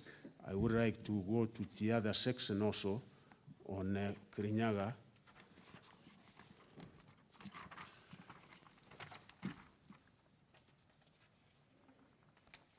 Yeah, the other one, Honorable Speaker, is about what branch government has to establish a national polytechnic in Kirinyaga. And I would like to state that, as we are all aware, in 2016, the government came up with a policy of establishing at least one national polytechnic in every county, and this was really focusing on the constitutional principles of equity, regional balance, and the diffusion of services. Alongside this, there was also a sub-policy of establishing at least one TVET institution in each constituency in all our 290 constituencies. As of now, with effect from 2016, immediately there were parameters, there was a clear criteria given on what and which TVET institution will be able to qualify for a national polytechnic status.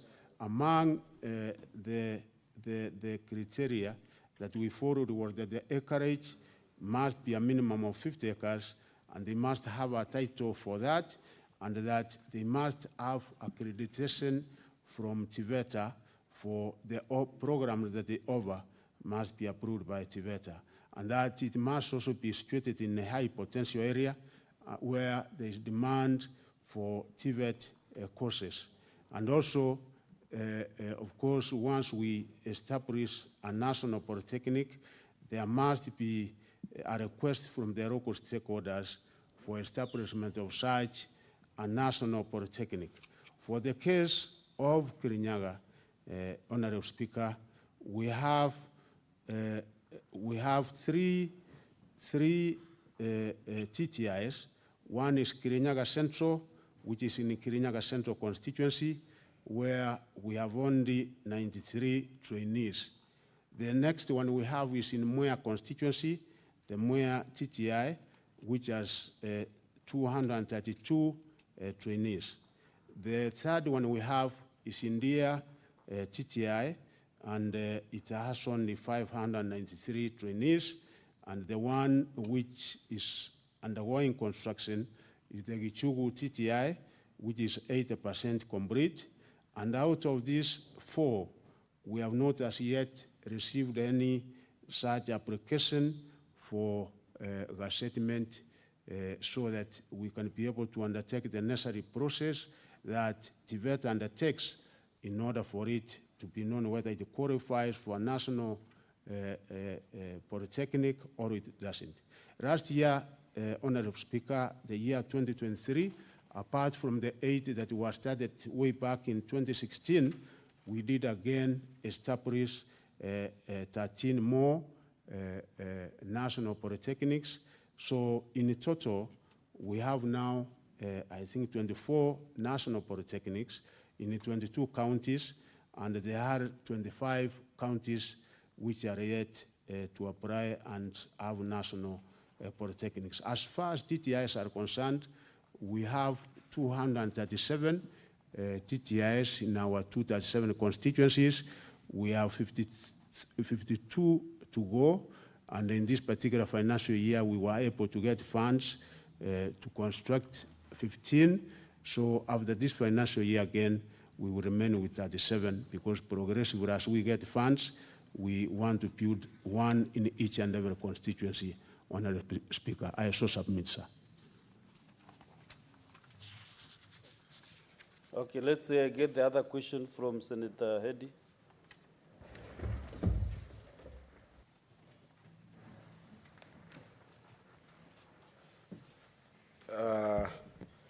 Thank you, Mr. Speaker, and good afternoon to CS. Pleasure to have you here.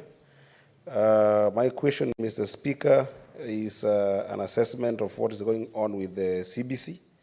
And therefore, I'll start with asking the Minister about what progress has the government made in putting up necessary infrastructure, including classrooms, libraries, and laboratories in readiness for the enrollment of the first cohort of the competency-based curriculum, that is CBC, class to join grade 9. And could the Cabinet Secretary, Mr. Speaker, confirm whether the progress aligns with the originally set timelines that we all know as a country, and how is the government actively promoting awareness of the CBC curriculum? And could also the Cabinet Secretary, in that clarification, help us understand whether the government undertakes consultations on curriculum review with other key stakeholders, and of interest for us, Mr. Speaker, would be parents, teachers, and publishers. And lastly, Mr. Speaker, if the Cabinet Secretary would be kind enough to also provide an update on the implementation of the recommendations of the Presidential Working Party on education reform, because that particular task force is had some very interesting timelines that we don't know that will be achieved before our children join grade 9. I thank you, Mr. Speaker. Honorable CS. Yeah, thank you very much, Honorable Speaker and Honorable members. As you are aware, Honorable Senator Hedy, junior schools across the country currently have an enrollment of 2,279,052 runners in grades 7 and 8. Of course, as we know, in the old system of 844, we had classrooms in standard 7 and 8, which as of now, those ones have transitioned to senior school, which is our secondary schools. So as far as grade 7 and 8 are concerned, we don't have a problem as far as classrooms are concerned. The Ministry has also done a needs assessment and determined that we have a shortage of 15,021 classrooms for those who will be transitioning into grade 9 next year, the year 2025. We have tabulated the number of classrooms we require countrywide as per county, and have attached the table there for members to be able to confirm. Honorable Speaker, the government has also taken proactive steps to ensure that the infrastructure requirement for 2025 is in place. And for that particular purpose, the government has been able to allocate a conditional grant of 3.39 billion to the National Government Constituent Development Fund, which is being distributed across the constituencies, of course, taking into consideration the needs assessment which we have done covering the entire country. The CDF, we have agreed, is also supposed to match this funding from their allocation, such that once we do one classroom using these funds, they will also be able to do another one classroom. Out of this, we expect that we should be able to do 6,000 integrated resource centers for our junior school. Additionally, we have engaged World Bank, Honorable Speaker, and we have an allocation of 9 billion, money which we are also using to ensure that we construct another 9,000 classrooms, which in total will make 15,000. So we are working hard this particular year in order to make sure that the necessary required infrastructural development in our schools is done in readiness for admission of the grade 9, which will be domiciled in the existing primary schools. And I want to emphasize on that point because grade 9 will be in the existing primary schools. They are not going to senior school. Senior school, they will be able to go after grade 9. And promoting awareness, we have taken a lot of steps to ensure that we promote awareness on the CPC system through an inclusive and participatory process. One such process, Honourable Speaker, was undertaken way back in 2019, but before then, we know that we are undertaking our first implementation of CPC since 2017, where we have 2 years pre-primary, 6 years in primary, 3 years in junior school, 3 years in senior school, and 3 years in university.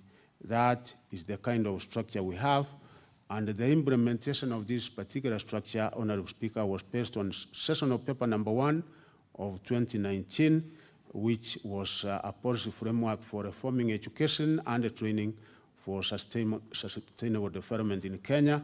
The same sessional paper was presented in Parliament, the last Parliament. It was debated and approved, and it is on the basis of that particular policy paper, which was approved in Parliament, that we have that particular structure in place. We have also embraced various other methods in order to create awareness, such as public forums, press releases, circulars, and official statements to convey information on key issues in CPC, such as the domiciling of junior school, and also the guidelines for implementation of the junior school. We did our various public forums, and including the rationalization of the running areas, because we have been able to reduce the running areas as recommended by KICD in almost each and every level. The other state agencies which are very much involved in... Sorry for interrupting you, but I think Senator Nandi seems like he's satisfied with your response. Yeah, so if you can summarize. Yeah, thank you. So that I can thank you. The Presidential Working Party. 2-3 minutes to ask the supplementary question. Yeah, the Presidential Working Party, if I can summarize in this. Senator Eddie, because the response is with you, if you are satisfied with the response from the CS, then we can save some minutes for the other senators. Are you? Is satisfied. So, Honorable CS, the Senator is happy with your response already. Yeah, thank you. I want to save you some time so that I can give a few senators to ask their supplementary question. Let me start with your senator for Kisii County. Thank you. Thank you, CS. Mr. Speaker, this is actually for me the first time that I have been in this house when the CS is giving an answer, and you know he comes from my county, so I'm happy to see him. CS, I wanted to ask you, because if you look at all the technical vocational training institutes which are actually under your ministry, they seem to be having a problem, and that is most of these TVETs are being managed and run by the county governments, and yet there is supposed to be an interface between them and whatever that the county governments are doing. The question I wanted to bring on forth to you is that you know that primary schools are given bursary fundings, secondary schools and even university students, and the problem is that students who go to technical vocational training institutes are actually supposed to be getting bursaries, but we do not have those lists. I, as a senator of Kisii County, Waziri, I don't know whether I should expect the county government to pay their fees, or, I mean, their bursaries, or whether it is your ministry that is supposed to do that. Number two, I have only one supplementary question. To ask. just one more, sir. Senator Mofaya asked a question. It has skipped my mind. Just one more. It won't even take 20 seconds. Please. The question, the last one I would ask is, the way you have given conditional grants to CDF, and this is money that is going into CDF construction projects in primary schools and secondary schools.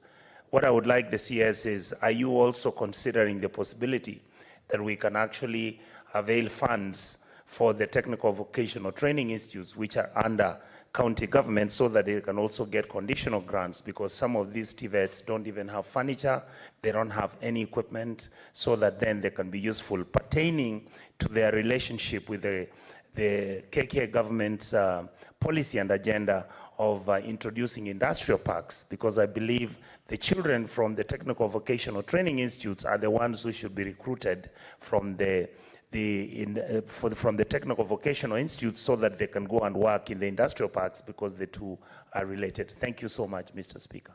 Before you answer, Senator Mofaya, Mwenda Kataya, ask your question. Thank you, Honorable Speaker.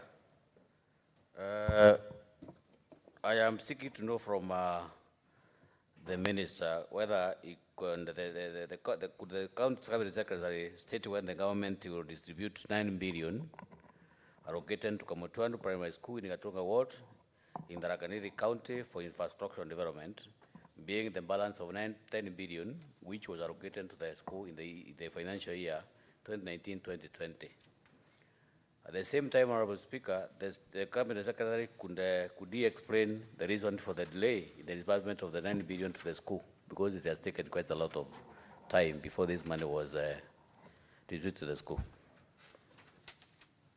Answer the two questions. Yeah, thank you, Honorable Speaker, sir. To start with the question from the Honorable Senator from my county, Kisii, is that we have two categories here. One that is under national government, which is technical training institutes, which are under national government, which I said the government policy is to ensure that we establish one in each and every constituency, and up to now we have 238 so far established. We have 52 to go, and this particular financial year we have a budgetary allocation to do 15 of them, and therefore we will be able to remain with 37. And out of this, it is government which provides funds, like for each of the 15, we have been provided with 52 million, and the constituencies are also supposed to give 10 million, so that the total cost of each and every one of them will be 62 million, not more than that. For these ones, again, the students going into these particular colleges, the government gives capitation. Based on the numbers, based on the enrollment, we give capitation to the students joining these particular TTI colleges. And again, even the students also enjoy getting loans from Higher Loans Education Board. They also enjoy special grants which the government gives. For vocational training centers, which is clearly spelled out in our Constitution, Schedule 4, which of course separates functions of national government from county government. This is the preserve and responsibility of our county governments. And before 2021, Honorable Speaker, national government, as you are aware, used to give a conditional grant to the counties for purposes of these vocational training centers to cater for equipment in these particular vocational training centers, but following arguments and I think consideration between the national government and the county governments requested for conversion of these conditional grant of 2 billion to an equalization fund. Ever since that time, unfortunately, the money is given out by national government as equalization fund, and it is not used purposely and strictly for purposes of vocational training centers, and some of them are in a pathetic situation. We had in a discussion with the county governments through the Committee of Education,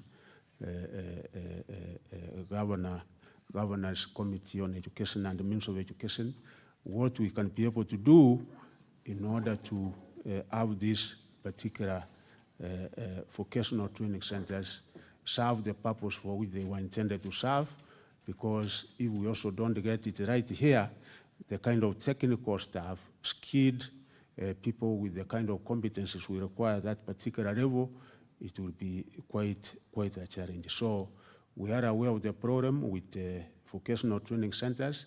We don't extend any capitation from national government to these ones because it is the county governments which are supposed to be responsible. So there is that problem which we will hopefully be able to sort out in the near future. The question from the senator from Tharaka Nithi about the primary school, yes, I'm aware, and I'm sorry that this was brought to my notice. We did not have it actually in the schedule of those that were pending, because we would have done something, but I've seen it has been pending since 2019, 2020. It is only in the year 2020-2021 financial year that an allocation of 1 million was made to this particular primary school, and therefore there is a balance of 9 million. And what I have, Honourable Speaker, as of now, to be able to give to the entire country, and of course we must make sure that the money is equitably spread to all the schools in all the countries, all the counties in Kenya, is only 102 million to give to the various areas, because I must ensure that there is equity, and each and every county within the country, the 47 counties must be covered. So I have allocated you, because you can see the amount we have, the resources have been limited. So progressively we will be allocating depending on what we have. And the Honourable Speaker, this year I will have allocated 2 million to go to that particular school. And my good friend from Tharaka Nithi, by next week, if you pass through my office, you will be able to get confirmation that the money has actually been deposited in the school account. Thank you, Honourable Speaker, sir. Okay. Chair Education.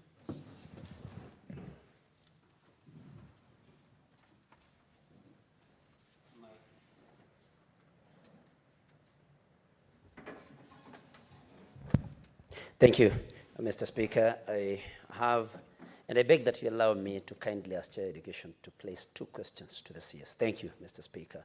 The first question relates to what Senator Eddy has asked, and this is about preparation, Mr. Speaker, on the admission to grade 9, which the CS has handled very well.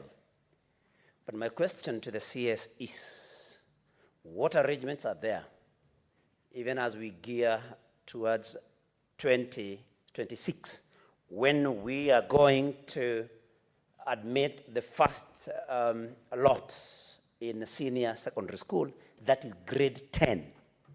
And why I ask this, or most specifically, for the CS to let the House know, Mr. Speaker, because we know that there are going to be 3 pathways in secondary schools as we know them today.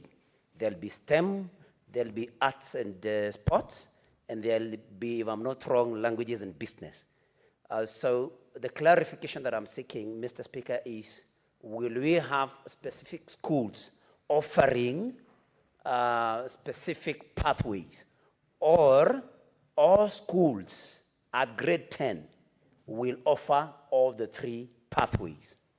That is my first question, Mr. Speaker. Number 2, and which concerns me as Chair Education, because people keep calling us is from, I think, from an appearance by the PS Basic Education at the National Assembly, where he said that government or the ministry is being forced to reduce capitation to secondary school students, which has stood at over 22,000 some hundreds, Mr. Speaker. And now the PS reported that because of the growing numbers of students in secondary schools, that the ministry has been forced to reduce these to 17,000 Kenya shillings for every student.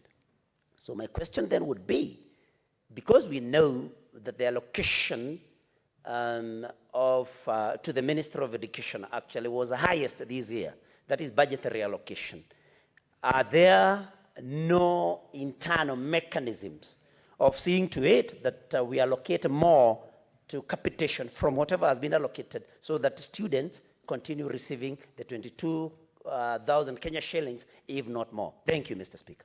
Thank you. Let's get another question from Senator Oburu. Oburu Ondinga. Thank you, Mr. Speaker, sir. I don't admire the CS in the position in which he is, because it is a very, very hot seat, Mr. Speaker.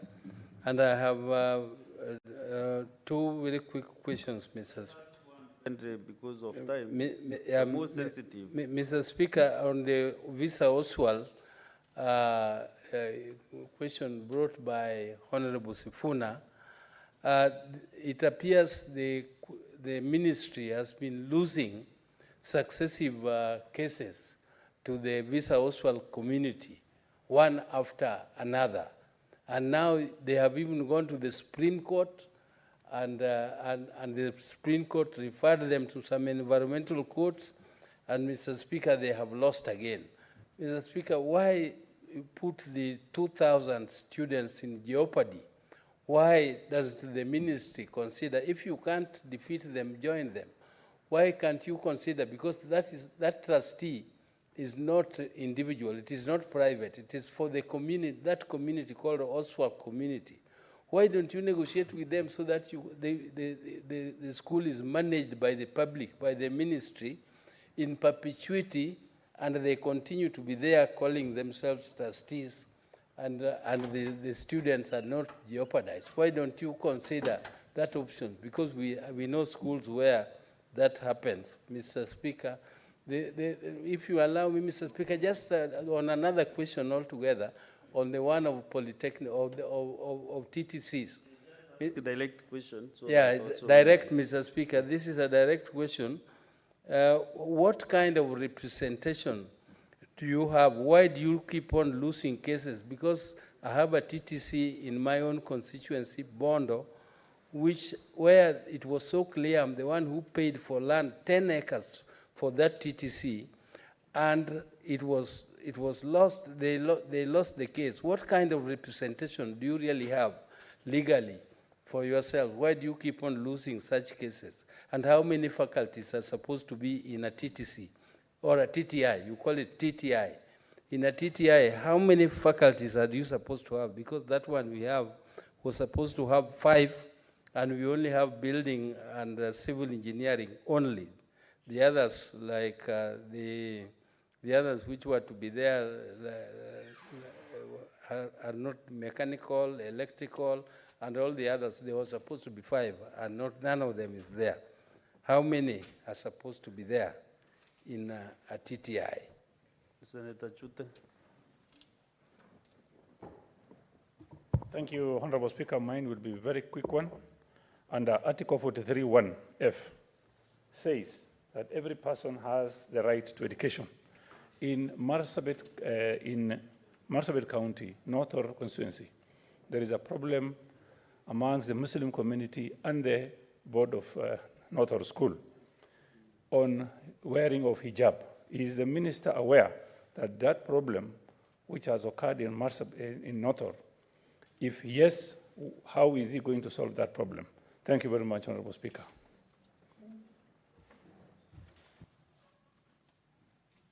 Next is Senator Milhaj, yes.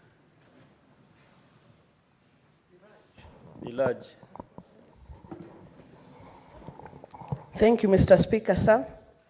Could the CS provide the current status of the recognition of prior learning RPL program that is supposed to identify, assess, and certify skills that were learned in informal sector?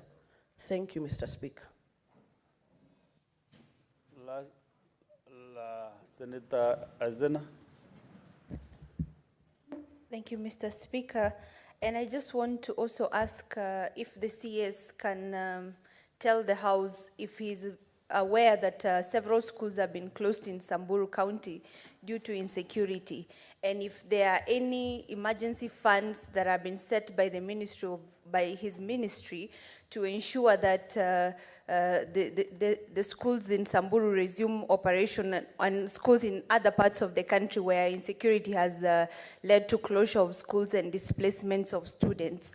Lastly, since the Minister of Roads is visiting Samburu on 22nd, I would also like to know that if the CS for Education has put among his plans a day to visit these affected areas in Samburu County to ascertain the level of displacement by insecurity of schools. Because, Mr. Speaker, about 5 schools and several ECDs are closed as we speak. Thank you. Senator Ndamu. That's the last one, then you can answer. Asante, Bwana Speaker. Bwana Speaker, ningependa kupata majibu kwa Mheshimiwa Waziri wa Elimu kuhusiana na katiba ya Kenya, makala ya 189, ushirikiano kati ya serikali za ugatuzi na serikali ya taifa imeelezewa vile ambavyo wanaweza shirikiana. Mheshimiwa Speaker, ratiba ya 4 sehemu ya 16 pia imegawa zile jukumu za serikali kuu na serikali ya ugatuzi. Ningependa kuelewa kutoka kwa waziri ni kwamba imekuwaje shule za sekondaria na pia shule za msingi kwa sasa zinajengwa na serikali za ugatuzi. Imekuwaje kuwa ya kwamba zile madarasa ya ECD ama ya kiwango kidogo ya chini sana hazijengwi kabisa na serikali za ugatuzi, na serikali kuu haisumbuliwi na jambo hilo? Ningependa sana kujua ni vipi kama wako na ushirikiano ambayo wameshirikiana kati ya serikali kuu na serikali ya ugatuzi, waweze kutueleza. Asante. Thank you. In excesses of, because of time and the interest that I can see as this issue has generated, and the CS has some few minutes to answer the questions that you have asked, I will exercise standing under that 4-2A to extend this sitting for another 15 minutes. And then by 1:15, we should rise to close this session. So, Senator Romenen, ask your question briefly and direct to the point. Thank you, Mr. Speaker. I would like to ask the CS whether the schools that were destroyed and devastated by the bandits in Turkana County have been constructed. So, CS, you have various questions. You can just sum up your response to all of them. Yeah, thank you, Honorable Speaker. The first question is from the Senator for Muranga, who is again my chair of the Education Committee. I would like to assure the House that all the necessary preparations, Honorable Speaker, for senior school, which will commence with effect from 2026, are in top gear.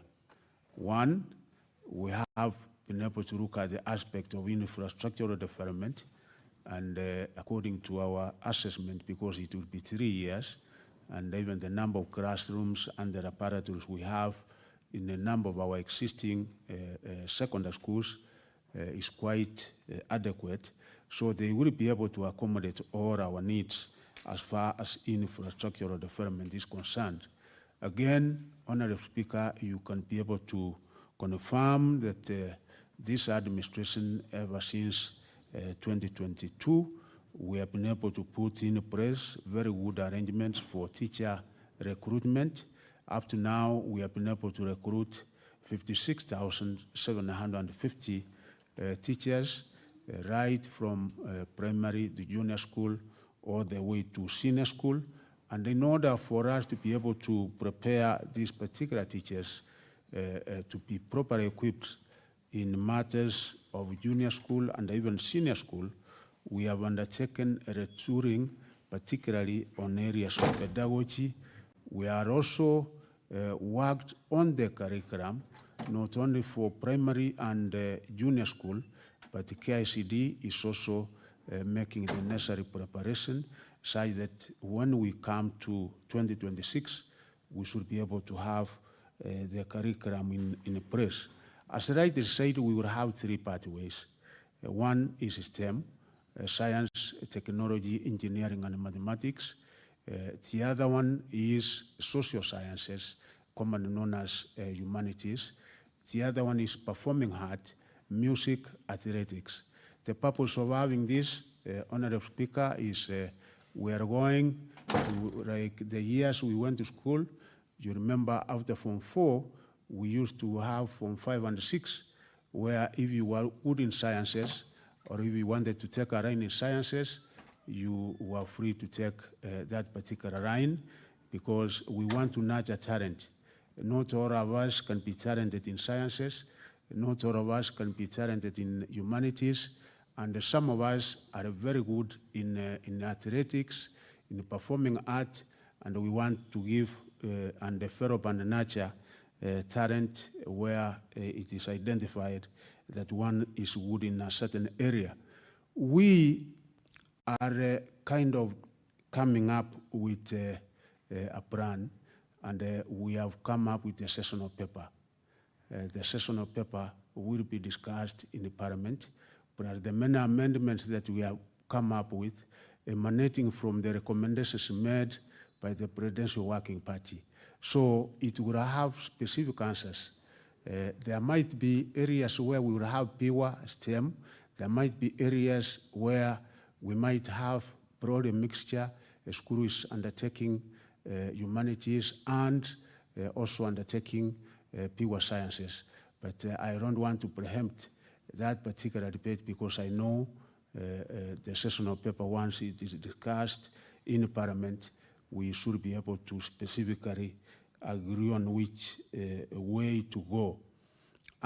Concerning capitation, I think there was a question from the Honorable Senator of Kakamega, and in that particular question, I've been able to indicate specifically where we are as far as matters capitation are concerned, and I want again to confirm that, of course, government is committed to this, because these are issues which are enshrined in the Constitution. Article 53(1)(b), we cannot run away from it. In basic, that is in primary and secondary, we will continue giving capitation. Of course, the amounts which are supposed to be given in primary is 1,420 per annum. In the junior school, we are supposed to give 15,040 per annum per year, and in senior school, we are supposed to give 22,240. But for the last 6 years, because of the reducing allocations, if you see what I've given in that answer, from the year 2017-2018, the amount given was not exactly 22,000. It was, I think, 21. Progressively, as years have moved on, like last financial year, the amount we were able to give was 17,000 per annum.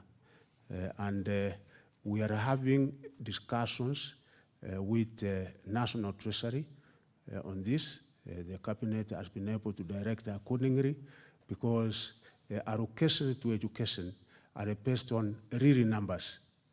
the enrollment of our students, whatever level they are, such that it is based on that that we are supposed to get allocations. And I think we are putting up a good case because we think once the National Treasury and the Parliament allocates adequate resources, meaning we restore the figures as given way back from 2018 at the 22,000 for senior school and these are the amounts for junior school, then our schools should not be able to undergo the kind of challenges that we are undergoing now. That is where we are, but moving forward, we are hoping that things will be better than they have been there before. The question from the Honorable Senator Oburu Dinga about ruling cases, out of the 5 cases that we have had in court, Honorable Speaker, we were able to win 2 cases and we lost 3. You know, when you go to a court of law, sometimes you win, sometimes you don't.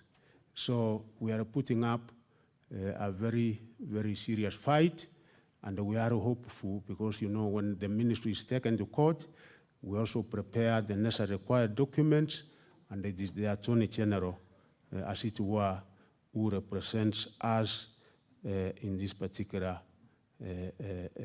area. So we are hoping that we are not going to let it go. Engagement with the local community members, you know, this particular school, before government came in and said no, parents should not be able to give an amount of money, it used to operate in a way, public school, government is giving everything, but there were individuals charging money, kind of school fees. Ever since the time we stopped this, that is when the problem came about, because we said they should not be able to charge parents because it's a public school like another. So that is why you see now the fight where they want to gain control of the school, where then it will be able to operate like a private school, kind of.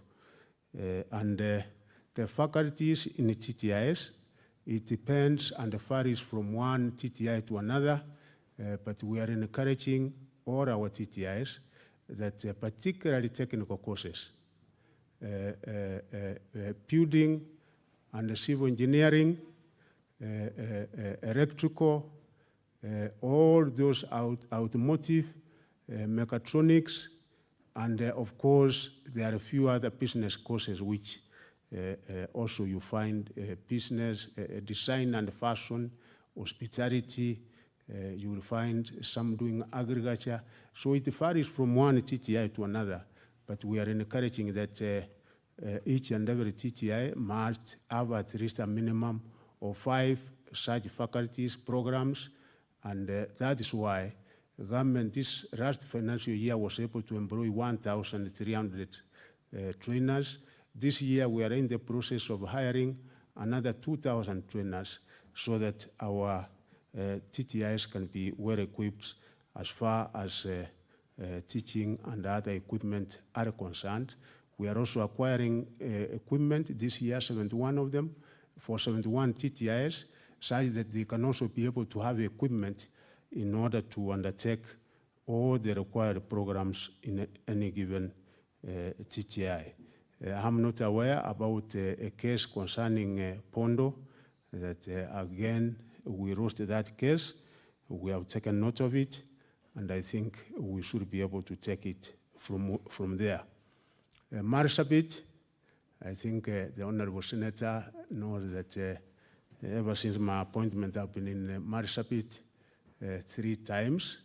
We have been able to engage with the local leaders, very serious on matters education, and we have been able to agree on the way to go, including I was the chief guest in Marsabit during the Education Day, attended by including the local members of parliament and the governor, and I think what we agreed to do on matters education so that we are able to improve the quality and the performance, we will be able to cooperate in order for us to be able to do that.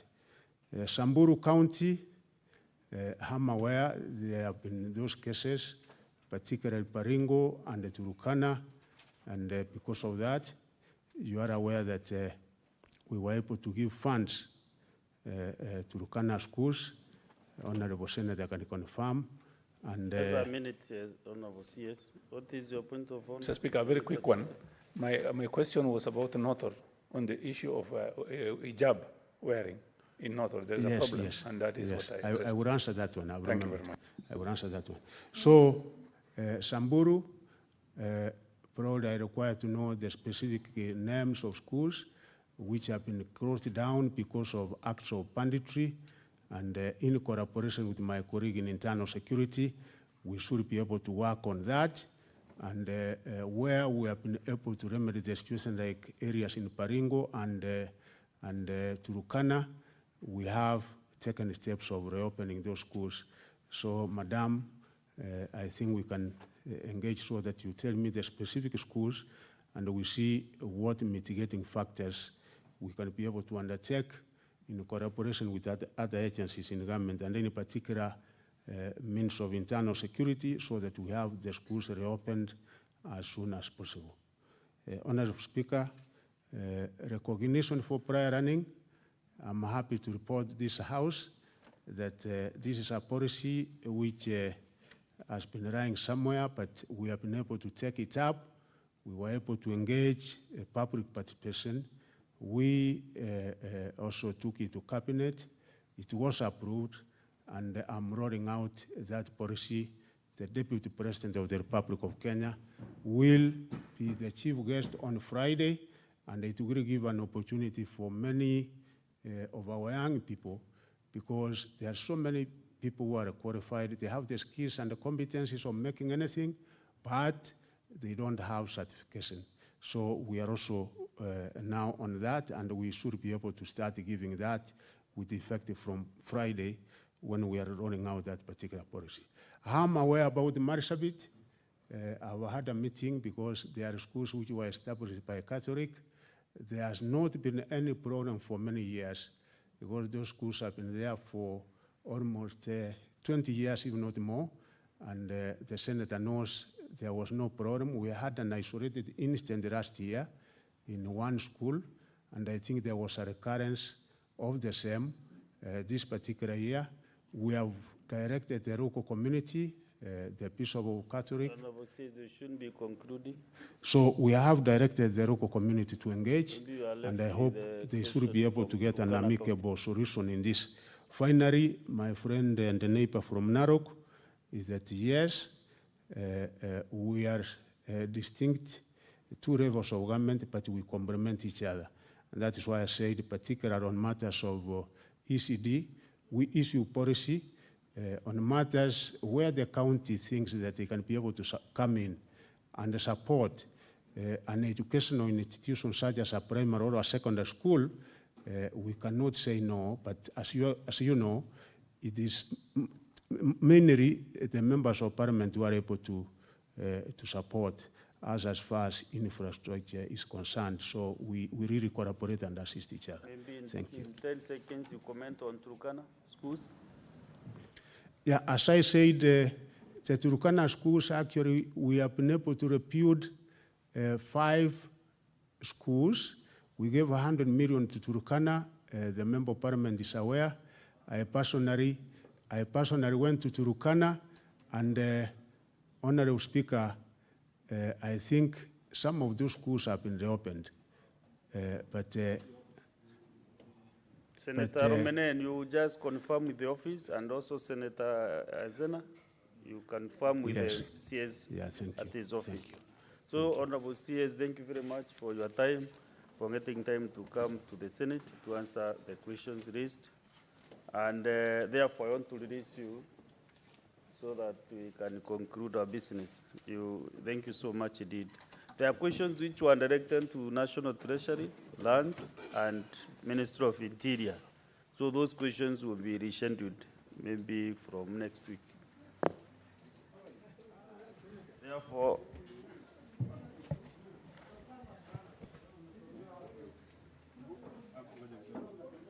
yes, I had mentioned that Bonnie Karwal and in question, and in that it's already in the answer. So, honorable senators, having concluded the business for which you extended sitting pursuant to Standing Order 33-2A, the Senate stands adjourned until today, Wednesday, 20th March 2024 at 2:30 p.m.